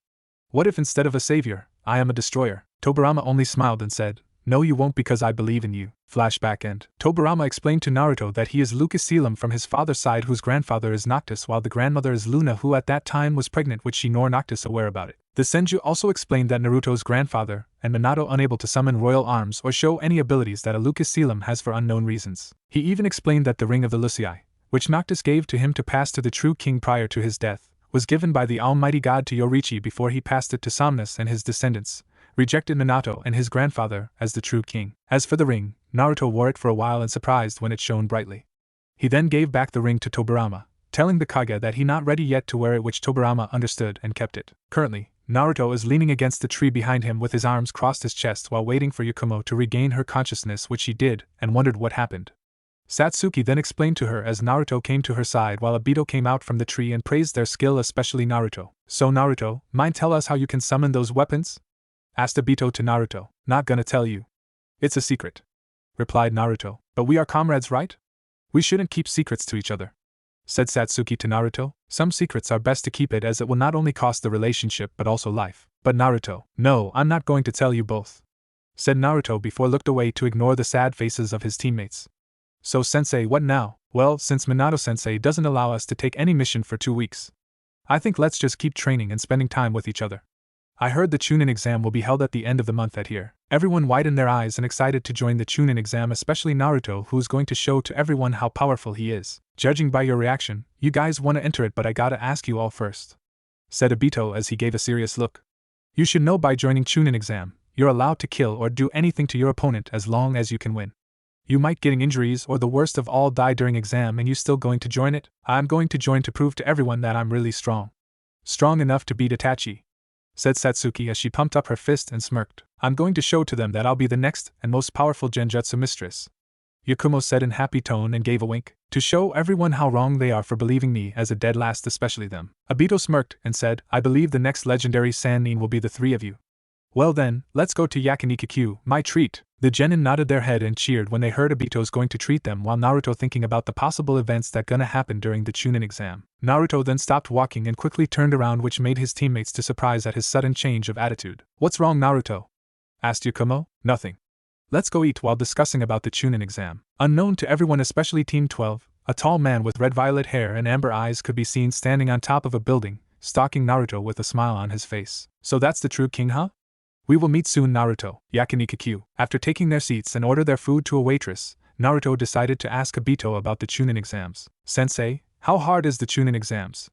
Asked Naruto to Obito. Well, it's not really hard as long as you have teamwork. I can't really tell you about it because every year, the structure and evaluation processes differ from one exam to the next so that genin cannot come prepared, said Obito to Naruto. But as long as you have teamwork, you all can defeat your opponent without any trouble. So sensei, when will the Chunin exams begin? Asked Yakumo as she drank her tea. It was supposed to be next week, but since there are several villages want to participate other than Suna, Minato-sensei decided the exam will be held next month. The villages were Kiri, Kumo, Iwa Yami, Hoshi, Aim, Taki, Kusa and Oto. Yami and Hoshi? Never heard that, said Naruto to Obito, who only chuckled. They must be strong, right, sensei? Indeed, the current Yamakage became Kage when she was 14. As for Hoshi, not really much known about the village, said Obito before the waiter of the restaurant arrived with their foods. Alright, let's eat, everyone. Itadakimasu, sensei, since we still have time before the Chunin exam begin, why don't we train every day at 7 morning? Asked Yakumo to Obito. That's a great idea. Satsuki-chan, Naruto, are you agree with Yakumo-chan's idea? Asked Obito to both Naruto and Satsuki. Sure, we might even create some new jutsus, replied Satsuki happily. Whatever, said Naruto without any emotion as he continued eating his food. The next morning, Naruto arrived at the training ground 12 and saw Obito, Satsuki, and Yakumo waiting for him. Good morning, everyone. From now on until a day before the Chunin exams, we will meet here at 7 to train for the next 5 hours, said Obito to everyone who nodded their head. Today, I'm going to improve all of your skills and create a cooperation ninjutsu. Cooperation ninjutsu? What's that, sensei? Asked Yakumo to Obito, but Satsuki gave the answer to her. Cooperation ninjutsu is the combination of 2 or more jutsu to create a new jutsu with a strength greater than the sum of its components. This strength can be measured in terms of the new jutsu's range or destructive power. That's right, Satsuki, but to create a cooperation ninjutsu is extremely difficult, said Obito to the Uchiha. Now I want to improve each of your skills. Naruto, about that dance. Hinakami Kagura. Ah yes, Hinakami Kagura. Do you have any different element other than fire? Naruto shook his head. No. But maybe you can help me with something. I didn't even use them because they reminds me of him. Obito, quite surprised to hear Naruto haven't used Sharingan, and nodded his head while Satsuki and Yakumo looked at Naruto with a confused face. Seeing their sensei staring at Naruto with a serious face made them cast aside the thoughts of asking what is that something and who is him. Alright then. We'll meet there at 4 p.m. and train until an hour before dinner. Try to improve your Iryo ninjutsu, said Obito to Naruto, who nodded his head and looked at the sky. Satsuki, what about you? Have you awakened your Sharingan? Satsuki shook her head in disappointment. I haven't, sensei. Don't feel bad. You will awake your Sharingan, trust me, said Obito with a happy tone as he gave Satsuki a thumbs up that made Satsuki smile. Once you awake your Sharingan, I will teach you about it. As far as I know, your affinity is fire and you have a lot of Katan jutsus, right? What about your second affinity? Second affinity? Obito took out 3 pieces of chakra paper and gave to the 3 of them. Naruto channeled his chakra into the paper, which caused it to split into 5 pieces, with the strongest is fire, and the weakest is earth. Amazing, that's cool. Naruto nodded his head and explained, I have 5 basic elements, but each of them are unique unlike other shinobi. Even Tobirama Jiji was shocked when he saw my affinities. Satsuki then took a deep breath and channeled her chakra into the paper. It then split into 2 pieces, one became ashes while another one wrinkled. Fire and lightning? Wow, that's cool. I'll ask Kakashi to teach you few right jutsus since he owed me something, and try to learn the eternal flame kenjutsu style from your mother, said Obito proudly to Satsuki. Your turn, future genjutsu mistress. Yakumo infused her chakra into the paper and it split into 2. One shows is water as her main affinity while another one is fire. That's cool, Yakumo. I will teach you several katan jutsu, but if you wish to learn more powerful type, Naruto can help you. Right, said Naruto, which made Yakumo surprised. Yakumo, try to learn several poison-type jutsu from Shizen. Very well then, let's begin with our first cooperation ninjutsu, the Tenno Kane, Flame Emperor, said Obito to his excited genin. Several hours later, Satsuki, Yakumo, get ready, said Naruto to his teammates, who nodded their head. Now, Naruto ran towards Obito and delivered several punches and kicks, with the final one sent him to the air. Satsuki then dashed towards her sensei and performed a somersault that resulted her heel to connect to Obito's forehead, sending him to the ground. Yakumo then appeared behind Obito and delivered a powerful punch to the Uchiha's abdomen before flipped away. Let's do it! Satsuki. Yakumo. Katan, Goka Mekyaku. Katan, Gokakyu no Jutsu. Katan, Karyu Enden. Obito watched in horror as the blazing sea of flames engulfed him completely before he could do anything. Good job. That attack is seriously powerful, said Obito, who came out from the trees after watching his team defeated his clone with their first cooperation ninjutsu.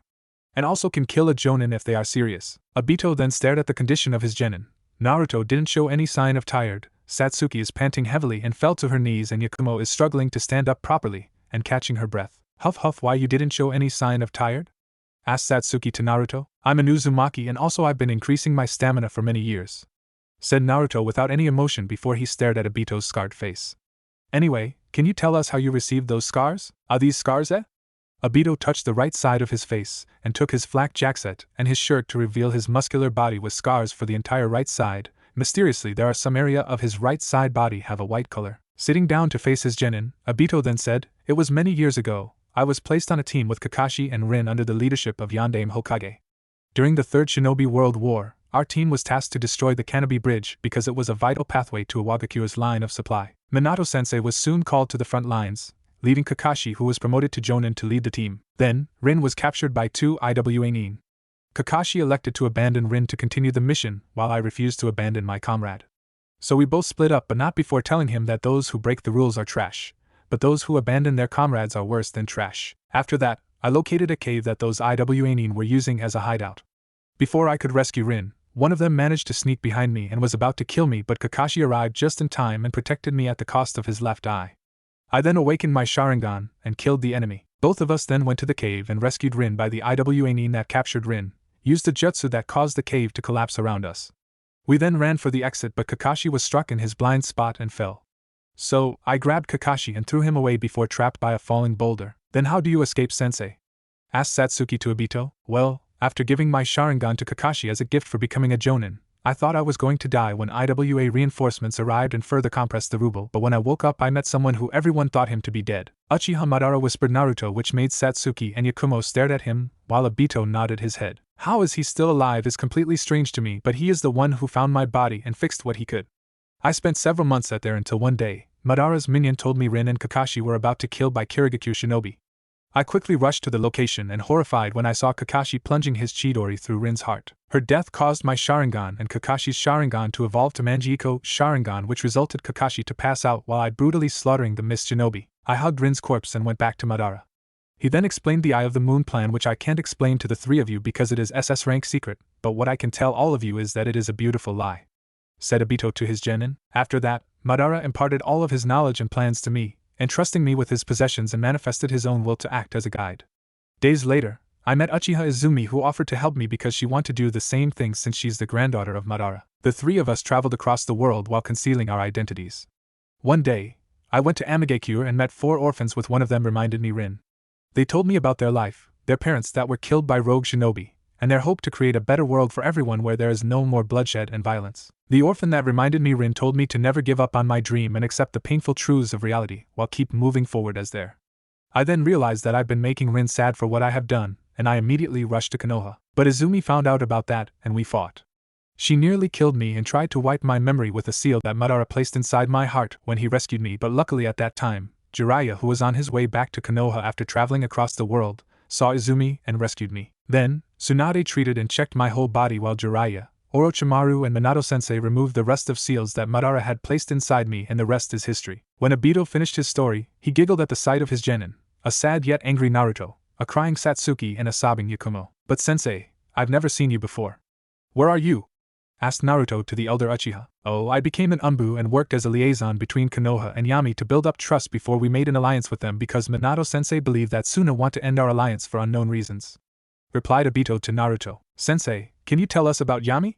Asked Satsuki to the Uchiha. It's a really good village led by their Yamakage. Did you know, their Yamakage became a Kage when she was 15 years old, and that was 5 years ago.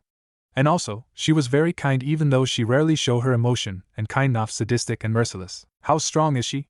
Asked Yakumo as she raised her hand. She's really powerful. In fact, she is stronger than Minato-sensei, and the only Kage that could beat her is our Nidaime, said Obito to Yakumo. She has a dojutsu that allow her to see future, Kamigen, God Eye. She also mastered 5 basic elements, and has a Kekai Genkai, Kotan, steel style. Well, enough for that, let's perfecting the Tenno Kane, Flame Emperor, so that the result will be far more destructive than that. Obito pointed his finger at the massive crater that has boiling magma, which made his 3 genin chuckled. Time skip, a day before Chunin exams. Location, Training Ground 12. You gotta be more faster, Naruto. Obito effortlessly avoiding Naruto's punches and kicks before struck Tobirama's apprentice in the stomach with his knee. Obito then punched him onto the ground and kicked him away as Satsuki and Yakumo arrived at the scene with Obito's clone. Holy shit, Naruto looks terrible, said Yakumo to Satsuki. Yeah, and on top of that, Obito-sensei looks like beating him instead of teaching him, said Satsuki as she watched Obito brutally beating Naruto, who couldn't protect himself. Come on, Naruto. How are you going to prove to everyone that you're not what they think of you? Screamed Obito in frustration as he picked up Naruto by his hair and threw him to the nearby tree. Katan Bakufu Ranbu. Obito expelled a blazing spiral at Naruto, but he accidentally poured too much of chakra which could kill Naruto. As the flaming vortex getting closer, Naruto's Sharingan became Mangekyo's Sharingan, and immediately swapped place with Obito's clone, saving himself from the powerful technique. His Mangekyo Sharingan allows him to swap places with him. That's amazing, thought Obito before he appeared beside Naruto, and caught the exhausted genin before he could fall. Looks like we did it, sensei. My right eye allows me to shift myself between spaces, said Naruto as he panting heavily. Ameno Tajikura. Nice name for a powerful space-time ninjutsu, said Obito happily to Naruto. Naruto only chuckled and gazed at Obito with a smirk and allowed Satsuki and Yakumo to look at his Mangekyo Sharingan that took the form of 4-point pinwheel, much to their shock. He then immediately passed out before Satsuki could ask him about his Sharingan. Location, Tobirama's house. Tobirama came out from Naruto's room and went to the living room. The elder senjus sat on the sofa to face the nervous Obito, Satsuki and Yakumo and said, I'm pretty sure you both want to know why Naruto have Sharingan despite not being an Uchiha, right? Satsuki and Yakumo nodded their head before glared at Obito. Do not blame your sensei. Shisui and I requested Obito to keep it secret from anyone. But why? Asked Satsuki with a sad tone. Why will he keep it secret? Because, child, he doesn't trust anyone other than Shisui, Obito and I about his eyes. Why? One of his eyes was given to Shisui on his birthday as a replacement. Replacement? Hokage-sama, you mean he lost his eye before? Asked Yakumo, which she received a nod from Tobirama. How? He was on his way to Minato's house and suddenly a drunk Chunin attacked him, destroying his right eye with a kunai. Luckily, I followed him from behind to ensure something bad won't happen to him, said Tobirama with a hint of anger tone as he clenched his fist.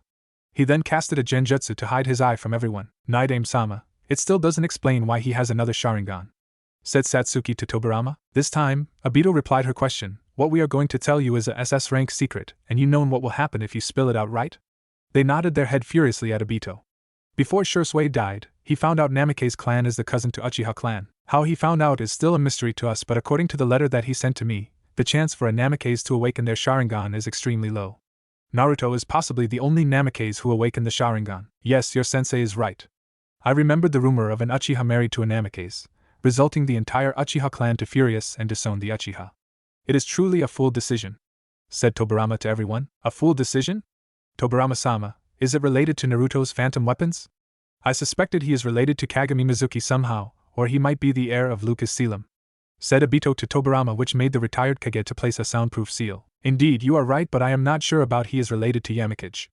As far as I know, Yamakage is the country that created by the survivors of Kingdom of Lucas to honor their kings and queens that sacrificed their lives to protect the kingdom, said Tobirama as he placed his finger on his chin. I too heard the rumor of the current Yamakage able to summon royal arms like the House of Selim, but that's impossible since all of them were dead, and the only one that can summon the power of kings is no other than Naruto, unless Mizuki is somehow related to Linafria Nox Florette's family. She too capable of summoning her clan version of royal arms. Obito, how did you know Naruto is the heir of Lucas Selim? Asked Tobirama to Obito. I'm sorry to interrupt, but Lucas Selim? Never heard of that, said Satsuki. It is not really surprised that no one knows or hear about Lucas Selim. My father's ancestor was a good friend to one of the kings of Lucas.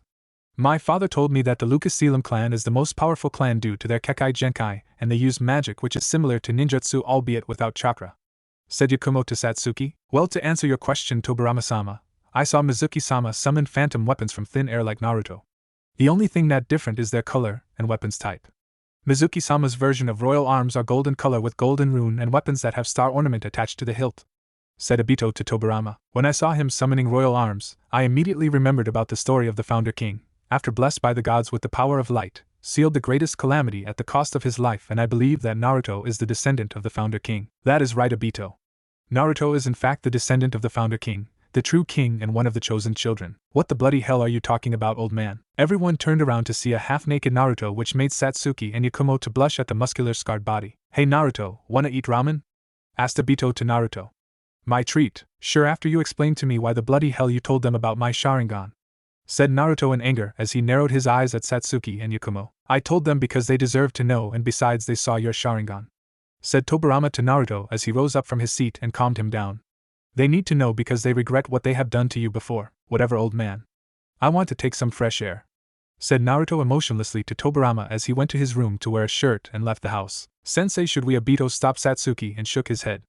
But, let him be alone, said the elder Uchiha to Satsuki, who released a sigh. An angry Naruto could be seen walking to an unknown destination while ignoring the villagers that whispering and staring at him.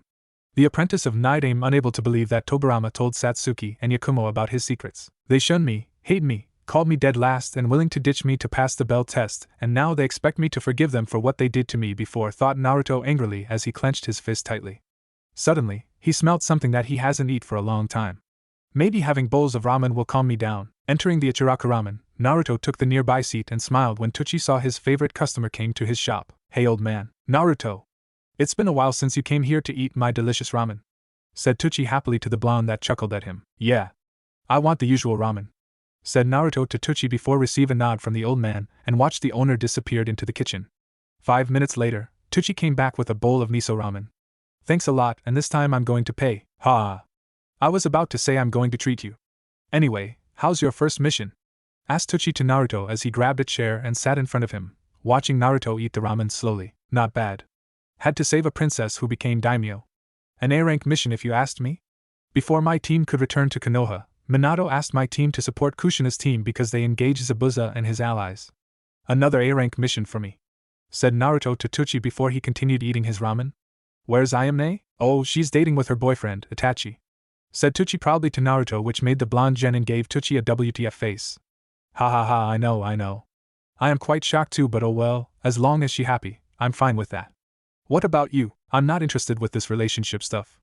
Maybe not now. Anyway, another bowl of ramen please. Teuchi nodded his head and disappeared into the kitchen to make another bowl of ramen.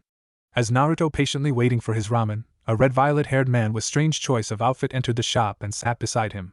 Excuse me sir. Naruto looked at the middle-aged man and gave a warm smile to him. Will you please recommend me the first ramen that I should try because this is my first time eating ramen? Oh sure, and please don't call me sir, said Naruto to the man that made him chuckled. Naruto took the menu and showed the pic of a ramen to him. If you are someone who loves to eat spicy type, I recommend you to eat this, curry chicken ramen or chicken katsu ramen. If you prefer non-spicy, that will be chicken chashu ramen. For me, I will personally recommend you to try chicken teriyaki ramen. Teuchi came and gave Naruto's ramen before noticed another customer that made him smile. Welcome to Ichiraku Ramen, may I know your order? A bowl of chicken teriyaki ramen please, said the customer to Teuchi with a smile. You're not from here, aren't you? Asked Naruto to the man, which he replied by shaking his head. I am a traveler from a far land. Judging by your scarred arms, you're a shinobi, aren't you? Naruto nodded his head at the traveler before continued eating his ramen until it is almost finished. Tell me, why you become a shinobi? Naruto looked at the traveler and smiled sadly. I want everyone to acknowledge my existence. I want to prove to everyone that I am not what they think I am. What is your dream? Everyone must have a dream, right?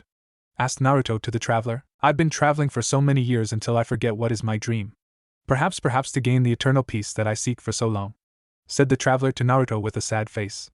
Luckily, the sad atmosphere was cut off by Teuchi, who came with the traveler's food. Both of them spent half an hour eating while talking about the journey of their life, especially the traveler. What makes Naruto fascinating is that the traveler knows a lot of things about the ancient history, such as Kingdom of Lucas and the battle between the founder king and the greatest calamity. After paying the food, including the traveler's, much to his dismay since he wants to treat Naruto, they both parted ways, but not before exchanging their name. My name is Naruto. Ardyn is Inya. Ardyn wished him good luck for his future and left the stunning and confused genin that kept looking at Ardyn until the middle-aged man disappeared from his sight. Naruto snapped to the reality when Konohamaru poked his waist. Konohamaru? What's wrong? Asked Naruto as he knelt before the grandson of Sandaime and gave him candies. Where's Moegi and Idan? We're playing hide and seek, said Konohamaru as he ate one of the candies. Ninero and I, it's been a while since you played with me. Come and play with me please. Naruto ruffled Konohamaru's hair and said, I'm sorry Kono, but I can't play with you right now. I'm having a bad day today and also I need to prepare for tomorrow, the Chunin exams. Once the Chunin exams finish, I promise you we play hide and seek. Yay! Alright Nero and I, Gotta hide now before they found us. Konohamaru then ran away to an alley as Moegi and Udon arrived. Ah, Moegi, Udon? Nice to meet you. Looking for Konohamaru? He went to that alley, said Naruto to the children. Thanks, Naruto and I, said Moegi to Naruto. Thank you, Naruto and I. Can we have some candies? Asked Udon with a smile to Naruto. Sure. Naruto gave candies to the academy student, and watched them ran to the alley. He was about to turn around but he heard a faint scream of Konohamaru that made him rush towards the alley. When he arrived at the alley, he saw something that made his blood boil. He saw a guy with purple makeup and wearing catsuit lifting Konohamaru to the air by his shirt.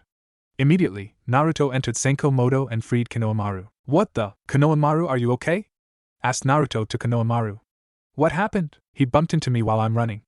I already tried to avoid him, but he purposely let me bump into me and demand a sorry from me, said Konohamaru to Naruto before he received a hug from the letter. It's fine. Naruto rose up and glared at the clown guy with so much hatred that made him and the girl that standing beside him flinched. You're in Konoha for Chunin exams, so watch your attitude to the villagers of Konoha because you might punch someone that is related to Sandame like this kid. Kankuro, I've told you to let the kid go, said the blonde female Suna Genin to the clown guy wearing makeup. What if Gaara saw what did you do to the brat? Relax, Temari, he won't be here to scold me, said Kankuro as he glared at Naruto and prepared to fight him with something that wrapped in bandages that strapped onto his back. You sure this Gaara won't be here to scold you? Asked Naruto to Kankuro before he looked at the tree. Come out, there's no need for you to hide from me. Immediately, a red-haired genin with tattoo on his forehead appeared before Naruto, much to Kankuro's horror. Kankuro, you disgrace me, said Gaara coldly to Kankuro. The tone that he used to Kankuro made him afraid and looked at the ground. I'm sorry for that. My name is Gaara and we are here to participate Chunin exams. What's your name, Naruto? Gaara gave Naruto a sadistic smile and said, Naruto, Mother is going to enjoy drinking your blood. Temari, Kankuro, let's go to our hotel to get some rest. Naruto watched the three of them went to the hotel and decided to pay a visit to Shisui's grave, unaware that two persons are looking at him from a far distance. So that's the true king, huh? Asked a tall woman with long soft black hair, dark eyes with a mole under her left eye and dark red lips to Ardyn. Indeed. He may be physically weak but his willpower is really powerful. Reminds me of Somnus and Yoriichi, said Ardyn to the mysterious woman in dark cloak. What are you going to do, Izumi? What I've told Shisui before. Izumi's onyx eyes became a pair of Mangekyo Sharingan that took the form of curved 3 snowflakes. Burned Konoha to the ashes. Outside of the Chunin exams building. This is it. This is the day that Team 12 have been waiting for. The day where they're going to prove how powerful they are, especially Naruto. This is also the day where they might be promoted into a Chunin. Currently, Team 12 are witnessing a genin with 2 Chinese-style buns on her head with short fringe bangs framing her face, screaming at 2 Chunin that blocking the room. They also saw Team 7 and Team 11 arguing with the 2 Chunin. Satsuki facepalm at the number of the room, which is fake, while Yakumo giggled at the 2 Chunin as she knew they are in fact Kotetsu and Izumo. A simple trick that made a team fell for it. What a fool, said Naruto before he went to the upstairs, but suddenly the disguised Kotetsu charged towards Naruto and delivered a kick that he blocked without looking at it, shocking everyone completely. Kotetsu-san, looks like we have interesting candidates this year, eh? Said Kotetsu before he dropped his disguise, which Izumo did the same thing. That's right, Kotetsu, and you're planning to become a Chunin, Naruto?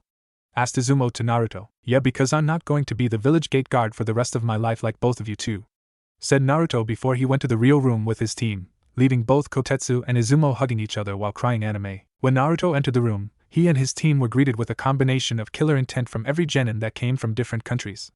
Satsuki and Yakumo were terrified with the killer intent and grabbed Naruto's arms, much to his dismay. He replied back with his own killer intent that made them all tremble before he took his seat. Soon, Team 10 entered the room and chatting with each others. Satsuki and Yakumo were discussing with Ino about the exam and the opponents that they are going to face, while Naruto, Shikamaru and Choji agreed that the exam is troublesome. 5 minutes later, Team 7, 8 and Team 11 entered the room and saw both teams were talking to each other. So the whole gang is here? Asked Kiba to everyone with Akamaru barked at the whole gang. Menma, Sasuke, already prepared to get your ass kicked by me? Pfft, in your dreams, Kiba, replied Menma as he rolled his eyes at Kiba. I've been waiting for this moment, you know. I will defeat you, Kiba, by becoming the Chunin. Oh, I don't think so, Menma. It will be me who become the Chunin. I will show both of you the power of an elite, said Sasuke as he revealed his Sharingan that made Satsuki chuckled. Are you sure about that, Dickless? Asked Sai that made Sasuke growled and glared at him. Those pink eyes are cute, you know. Can I have one? As for the girls, they were discussing about their male teammates and their first C-rank missions. Our first C-rank mission became an A rank after we found out that our client is the daughter of a late daimyo, said Satsuki to Mito, Natsumi, Hinata, Sakura and Ino. Yeah, and we literally saved a princess from a tyrant like the fairy tale. Well, not we but Naruto, said Yakumo as she recalled the memory of Koiki kissing Naruto, much to her dismay. What about all of you? We knew already about Mito and Natsumi, so we are not really surprised because our team acted as a backup for them. Backup? I'm pretty sure your first C-rank mission is more difficult than any of us, said Ino as she crossed her arms. My team first C-rank mission is quite easy. Just delivering a scroll to the fire temple. What about you, Sakura? Oh, delivery like Ino, but it was at Sunagakure instead. What about you, Hinata? Sakura looked at Hinata, who's been stalking someone since she arrived with her team. Stalking your crush? Our team need to eliminate a group of bandits, and no Sakura, not him but another one, said Hinata before she peeked at the silent Naruto and blushed. She stopped having a massive crush at Menma for unknown reasons and began to interest with Naruto, who once saved him and Satsuki, which the Uchiha didn't remember, unlike Hinata, from a Kumonin when they were 5.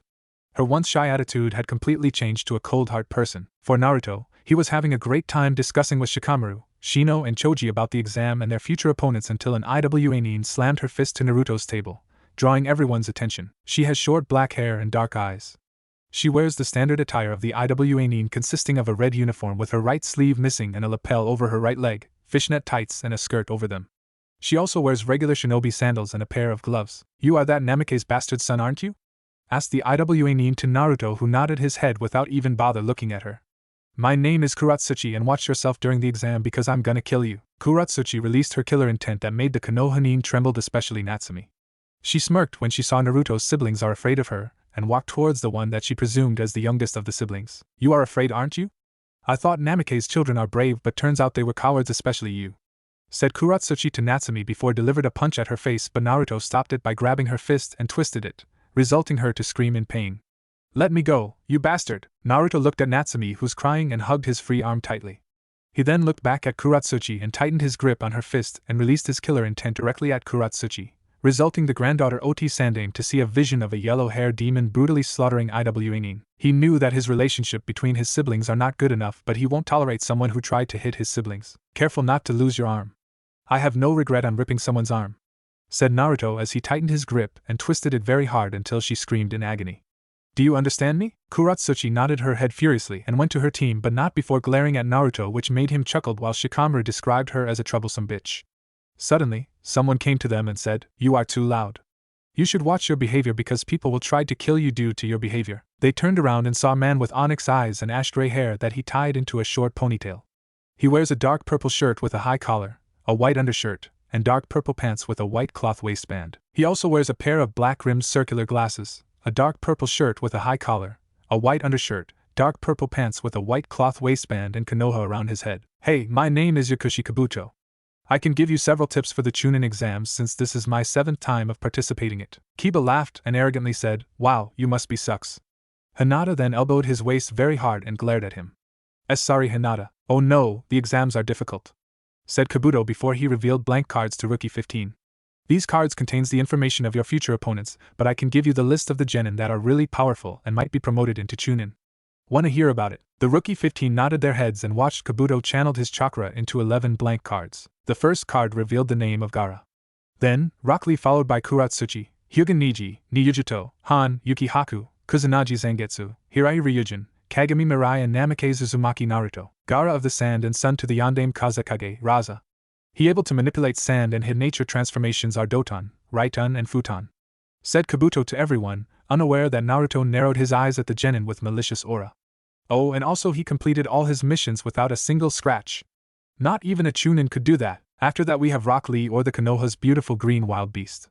He unable to use ninjutsu or genjutsu due to a mysterious genetic disorder, but thanks to Might Guy off Konoha's sublime green beast of prey, Lee became a taijutsu master. Next, Kuratsuchi, the granddaughter of Sandame Tsuchikage. She is capable of using Doton, Katon and Suiton. Oh, she also can use Yoton and extremely powerful at taijutsu. Hyuga Niji, a genius with 2 deadly abilities that no one has, Byakugan and Gentle Fist. With his Byakugan, Niji can see chakra pathway systems and the 361 Tenketsu. Niyujuto, the adoptive daughter of Yandame Reikage, and famously known as Hellcat by Kumo. She capable of using an advanced type of Katon that is twice hotter than a normal version and far more destructive, as well as Blue Han, the steam warrior of Iwagakure. He can use Katon, Suiton and Futon as well as enhance his attack with his Futon. Not much known about him other than he is Sandame Tsuchikage's bodyguard even though he is 16. Yuki Haku, the adoptive daughter of Momochi Zabuza, the last Yuki and the apprentice to the new Godame Mizukage. She can use Suiton, futon and hyaton, as well as good at creating poisonous gas. It appears that she once fought against Naruto here. Everyone except Team 12 gasped while Naruto clenched his fist tightly and looked at Shikamaru and Shino with serious eyes that made them flinched and nodded their heads. Agatsuma Zangetsu from Hashigakure and known as the Lightning Demon. He is a Kenjutsu master and used one of the ancient Kenjutsu style, Breath of the Thunder style. He can use Raitun, Suitun and Rantun. Be careful when you fight him because he is extremely fast and powerful genin. Wait, Breath of the Thunder style? Naruto immediately recalled the memory of Yoriichi teaching his students the Breath of the Sun, but since they were not as powerful as him, Yoriichi taught them an alternate breath styles that evolved into flames, thunder, love, flower, mist, wind, water, insect, serpent and moon. Maybe this Zangetsu guy can help Naruto to learn more about Hanakami Kagura since it is extremely similar to Breath of the Sun. Hirai Ryujin of the Water Mistress from Hashigakure 2. She is the heiress to Hirai clan and master Kenjutsu, Ninjutsu and Taijutsu. It appears that she mastered all 5 basic elements, and have 2 sub-elements, Futun and Rantun. She also used one of the ancient Kenjutsu style, Breath of the Water. Kagami Mirai, the Moon Warrior and younger sister to Yandame Yamakage, Kagami Mizuki. Like Zangetsu and Ryujin, she used another ancient Kenjutsu style, Breath of the Moon and Breath of the Wind. She can use Suitun, Keton, Doton and her clan Kekai Genkai Meitun. Lastly, Namikaze Uzumaki Naruto, the eldest child of Yandame Hokage and red-hot-blooded habanero and apprentice of Naidame Hokage, Senju Tobirama. He is a deadly swordsman due to the blue flash style, and can use 5 basic elements. Naruto also fought against Zabuza and survived and freed Land of Snow and Land of Wave, as well as known by these 2 countries as the Great Hero. Feeling uncomfortable with everyone looking at him with different reactions, Naruto cleared his throat and asked, Kabuto-san, can you tell me about Otonin? Kabuto surprised at Naruto's question and laughed before replied, Otonin are weakest nin in the Chunin exams. So you don't need to worry about them. I'm pretty sure you can kick their asses in a second like your father. Yeah, you right. They are pathetic? Yes, pathetic. Immediately, an Otonin that resembles a mummy charged at Naruto and delivered a roundhouse kick that Naruto ducked to avoid it. He then performed Senin Goroshi, causing the Otonin comically leaped into the air while everyone laughed at it. Alright maggots. Sit down. Everyone sat down at different place and watched the proctor of the first phase of the exam glaring at them hardly while releasing his killer intent. My name is Marino Ibiki and I am your proctor for the first phase of Chunin exams. Welcome to hell, said Ibiki as he slammed his fist to the table. For the first phase of the exam, you need to answer 10 questions within an hour while my assistant's observing all of you. I will give all of you the final question once 45 minutes had passed. So good luck on answering the questions. You may use whatever abilities you have to answer the questions, but do not get yourself caught by me or my assistants, because if you do... Ibiki looked at Naruto and gave a sinister smirk to him, which he replied with a blank expression. You will get disqualified. You may answer the questions now. Everyone began to answer the questions while some of them were cheating with their own methods. Naruto, however, decided not to answer a single question on the paper and looked at Ibiki, who's glaring at him. He then blinked and smiled when Ibiki widened his eyes. Morse code? Wait, a spy? Ibiki replied in Morse code by tapping the table, which Naruto translated as W Chiri. The apprentice of the Naidame then looked at Kabuto before closed his eyes. After 45 minutes had passed, Ibiki looked at everyone and said, the 10th question is simple, but if you give the wrong answer, you and your team will be barred from taking the Chunin exams forever. If you decide not to answer it, you can leave the room. What? But this is the first time we take the Chunin exams, screamed Tamari to Ibiki. Too bad, because I'm the proctor and I create my own rules, said Ibiki before he crossed his arms and watched one by one leave the room. 279 participants? Which means 9 teams left the room.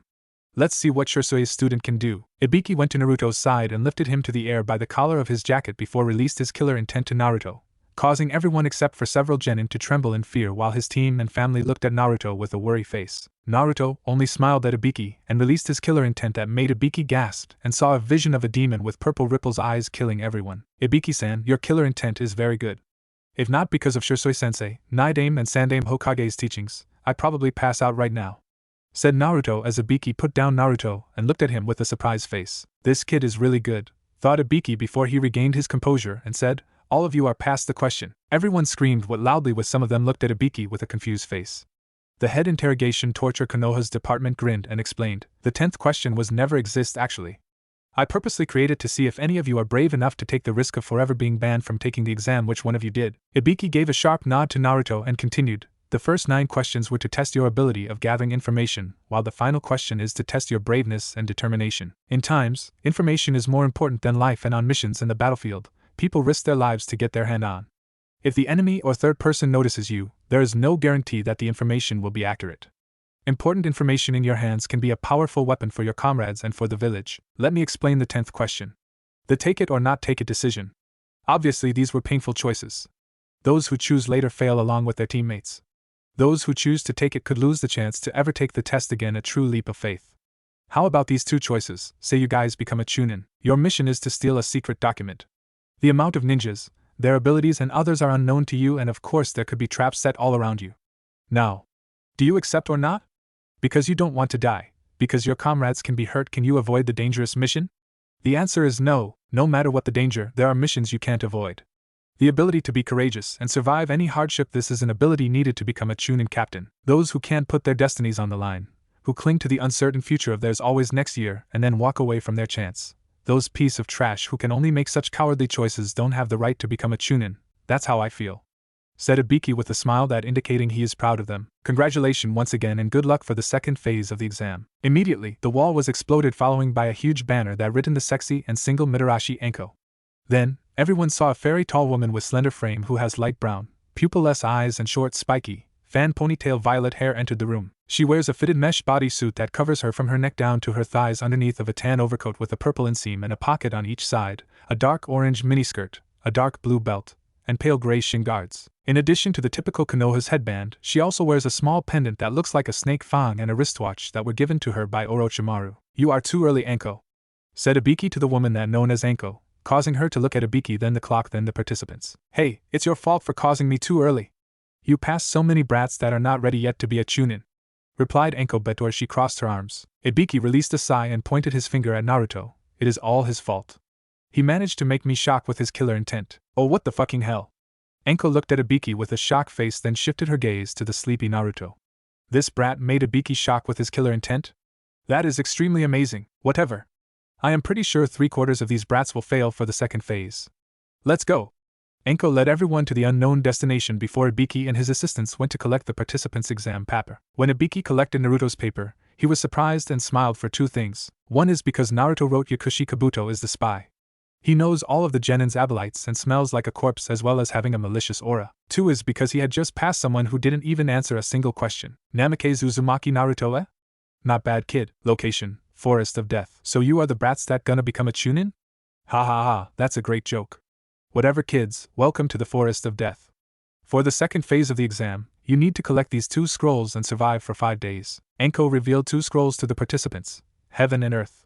She was about to explain the scrolls until a random Aimnin who stood in front of Naruto screamed, 5 days? That's crazy. How are we going to eat? Thanks to him, everyone began to panic, even Naruto's teammates, much to his embarrassment, which Enko noticed. He's right. Where are we going to sleep? How are we going to survive? How the hell are we going to clean ourselves? Enko had enough and released a powerful shockwave that made everyone gasp for air and trembled in fear. Her anger expression became surprise and smirk when the shockwave that she released doesn't even affect Naruto. She threw a kunai at him, but he caught it only for her to appear behind him with another kunai on his neck. You have improved, kid, but you looks like you have no interest with the exams, said Enko before she noticed something sharp poked her back. She turned around and saw another Naruto that made her surprised, since she didn't see the enigmatic blondie performed any hand seals. Too bad that I was born with this personality, replied Naruto coldly to Enko before he received a hug that made Satsuki, Yakumo, Mito, Natsumi and Hinata jealous and gritted their teeth. Enko, oh come on, kid!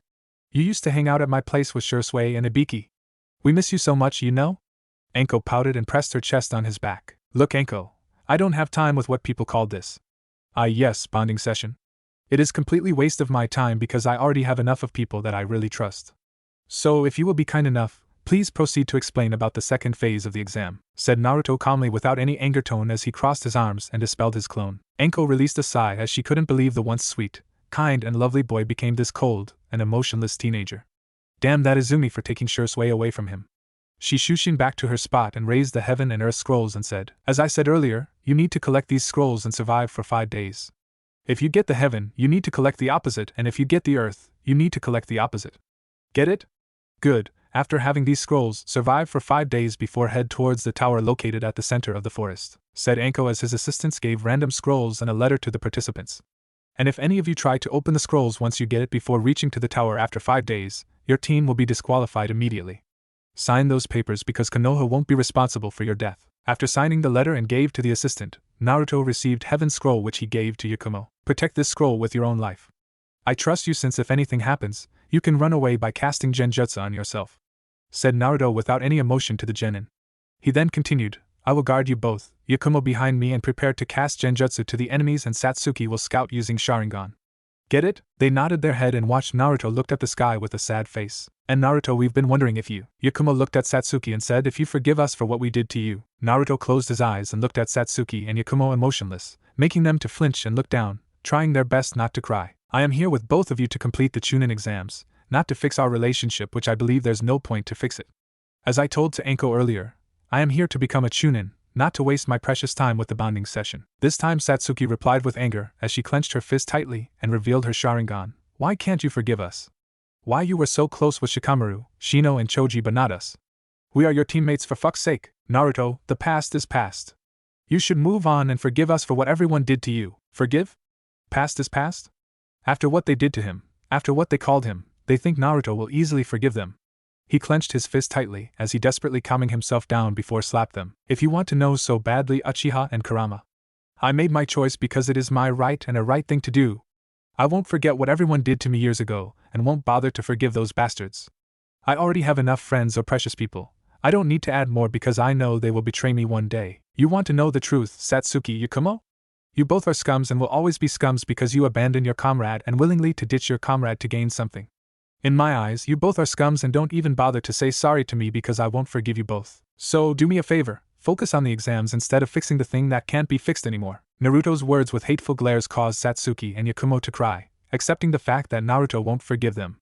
They quickly wiped away their tears when Naruto followed the assistant that gave him the scroll and led her to one of the gates. Once Anko's scream began, the gates to enter the Forest of Death were opened. Immediately every teams rushed inside. "Hokage's office. You said that my son told you there is a spy?" "Yes, Hokage-sama. He used Morse code to inform me. And he wrote the spy's name on his test paper, Yakushi Kabuto." Minato widened his eyes and immediately looked at Orochimaru, who scowled as he recalled the memory of Kabuto tried to kill him with the help of his own comrade, Hiriko. "I knew it. Hiriko must be planning on destroying Konoha. That is why this year Kumo, IWA, Ain, Kusa and Hoshi sent their best genin squad. On top of that, there's a new village that called Otogekure," said Minato as he slammed his fist to the table and rubbed his temples. "Not only that, Hokage-sama, but I overheard about an IWA nin that goes by the name of Kuratsuchi told Naruto that she will kill him. Naruto also managed to make me afraid with his own killer intent." Minato looked at Ibiki with a surprised face and smiled. His son managed to make Konoha most sadistic ninja afraid, but his smile became frowned when he remembered that it was not him who trained Naruto but Tobirama who acted like a father to him. "Minato-kun, I believe we should just cancel the exam," said Orochimaru to Minato, but the young Hokage shook his head. "No, Orochimaru, I won't cancel the exam. Even though I know that Hiriko are planning to destroy the Konoha, or should I say invasion, I still believe that he is going to fail because of few things." Orochimaru arched his eyebrow and said, "Few things of what? We have 3 Hokage, with the 2 of them are the strongest Kage despite their old age. We have 3 legendary Sannin who survived from Hanzo the Salamander. We have 2 Jonin with Sharingan, a Jonin who was once part of the 12 Guardian Ninja, a Jonin with Genjutsu that no one can defeat, 3 Uchiha with their powerful Mangekyo Sharingan, my wife, our ally Yami and who, Minato-kun?" Minato looked at Orochimaru with a serious face and said, "Naruto." Living room, Tobirama's house. Tobirama could be seen reading a scroll that was given to him by a friend of him with a frown. He sealed the scroll and released a sigh as he looked at the ceiling. "Hiriko, a Nuke Nin and former friend to the legendary Sannin, is planning to destroy Konoha with his allies, IWA, Kumo, Aim, Hoshi and possibly Suna." He get up and prepared to meet Minato to discuss about the upcoming invasion. As he grabbed the doorknob, suddenly he heard someone called him, "Tobirama." Tobirama immediately flinched and turned around before caught a glimpse of the spirit of his elder brother and sister-in-law. They then faded into thin air as he saw a bright light coming out from his room. Quickly, Tobirama went to his room and saw the ring of the Lucei's crystal in the middle of the ring, shining brightly. The elder Kage grabbed the ring and wore it. Location unknown. "It has been a while, Senju Tobirama," said a deep voice to Tobirama, who found himself in another dimension with a gigantic statue wearing dragonic armor with 4 angelic wings and a tail standing before him. "Yorichi-sama, my time has come, isn't it?" Yorichi nodded his head and conjured a vision of a younger Tobirama facing against Kinkaku Force.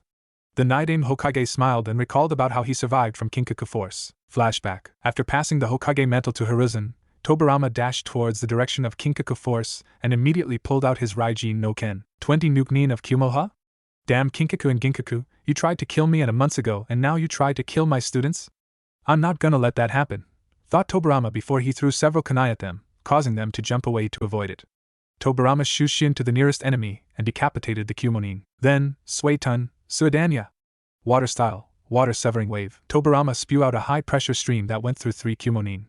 One of them foolishly tried to kick Tobirama's waist, but the Hokage grabbed his ankle and brought down Raijin no Ken, cutting it before he finished the enemy by electrocuting him until the enemy became ashes. A Kumonin managed to slash Tobirama's thigh, resulting the Hokage cut the Kumonin's arms and right leg before bisected his head.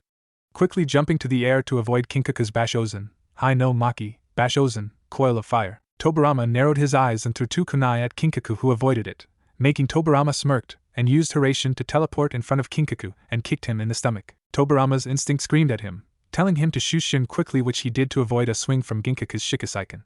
He reappeared not too far from them and engaged in a fierce Kenjutsu match with 2 enemies. He managed to disarm them, but a Kumonin sneaked behind him and stabbed him through his abdomen. Arg! Tobirama summoned 2 Kage Bunshin and reverse headbutt the enemy. One of his clone kicked the enemy's chest before another one finished him by decapitated him with a kunai before the 2 of them dispelled as he used Iryo ninjutsu to heal his injury.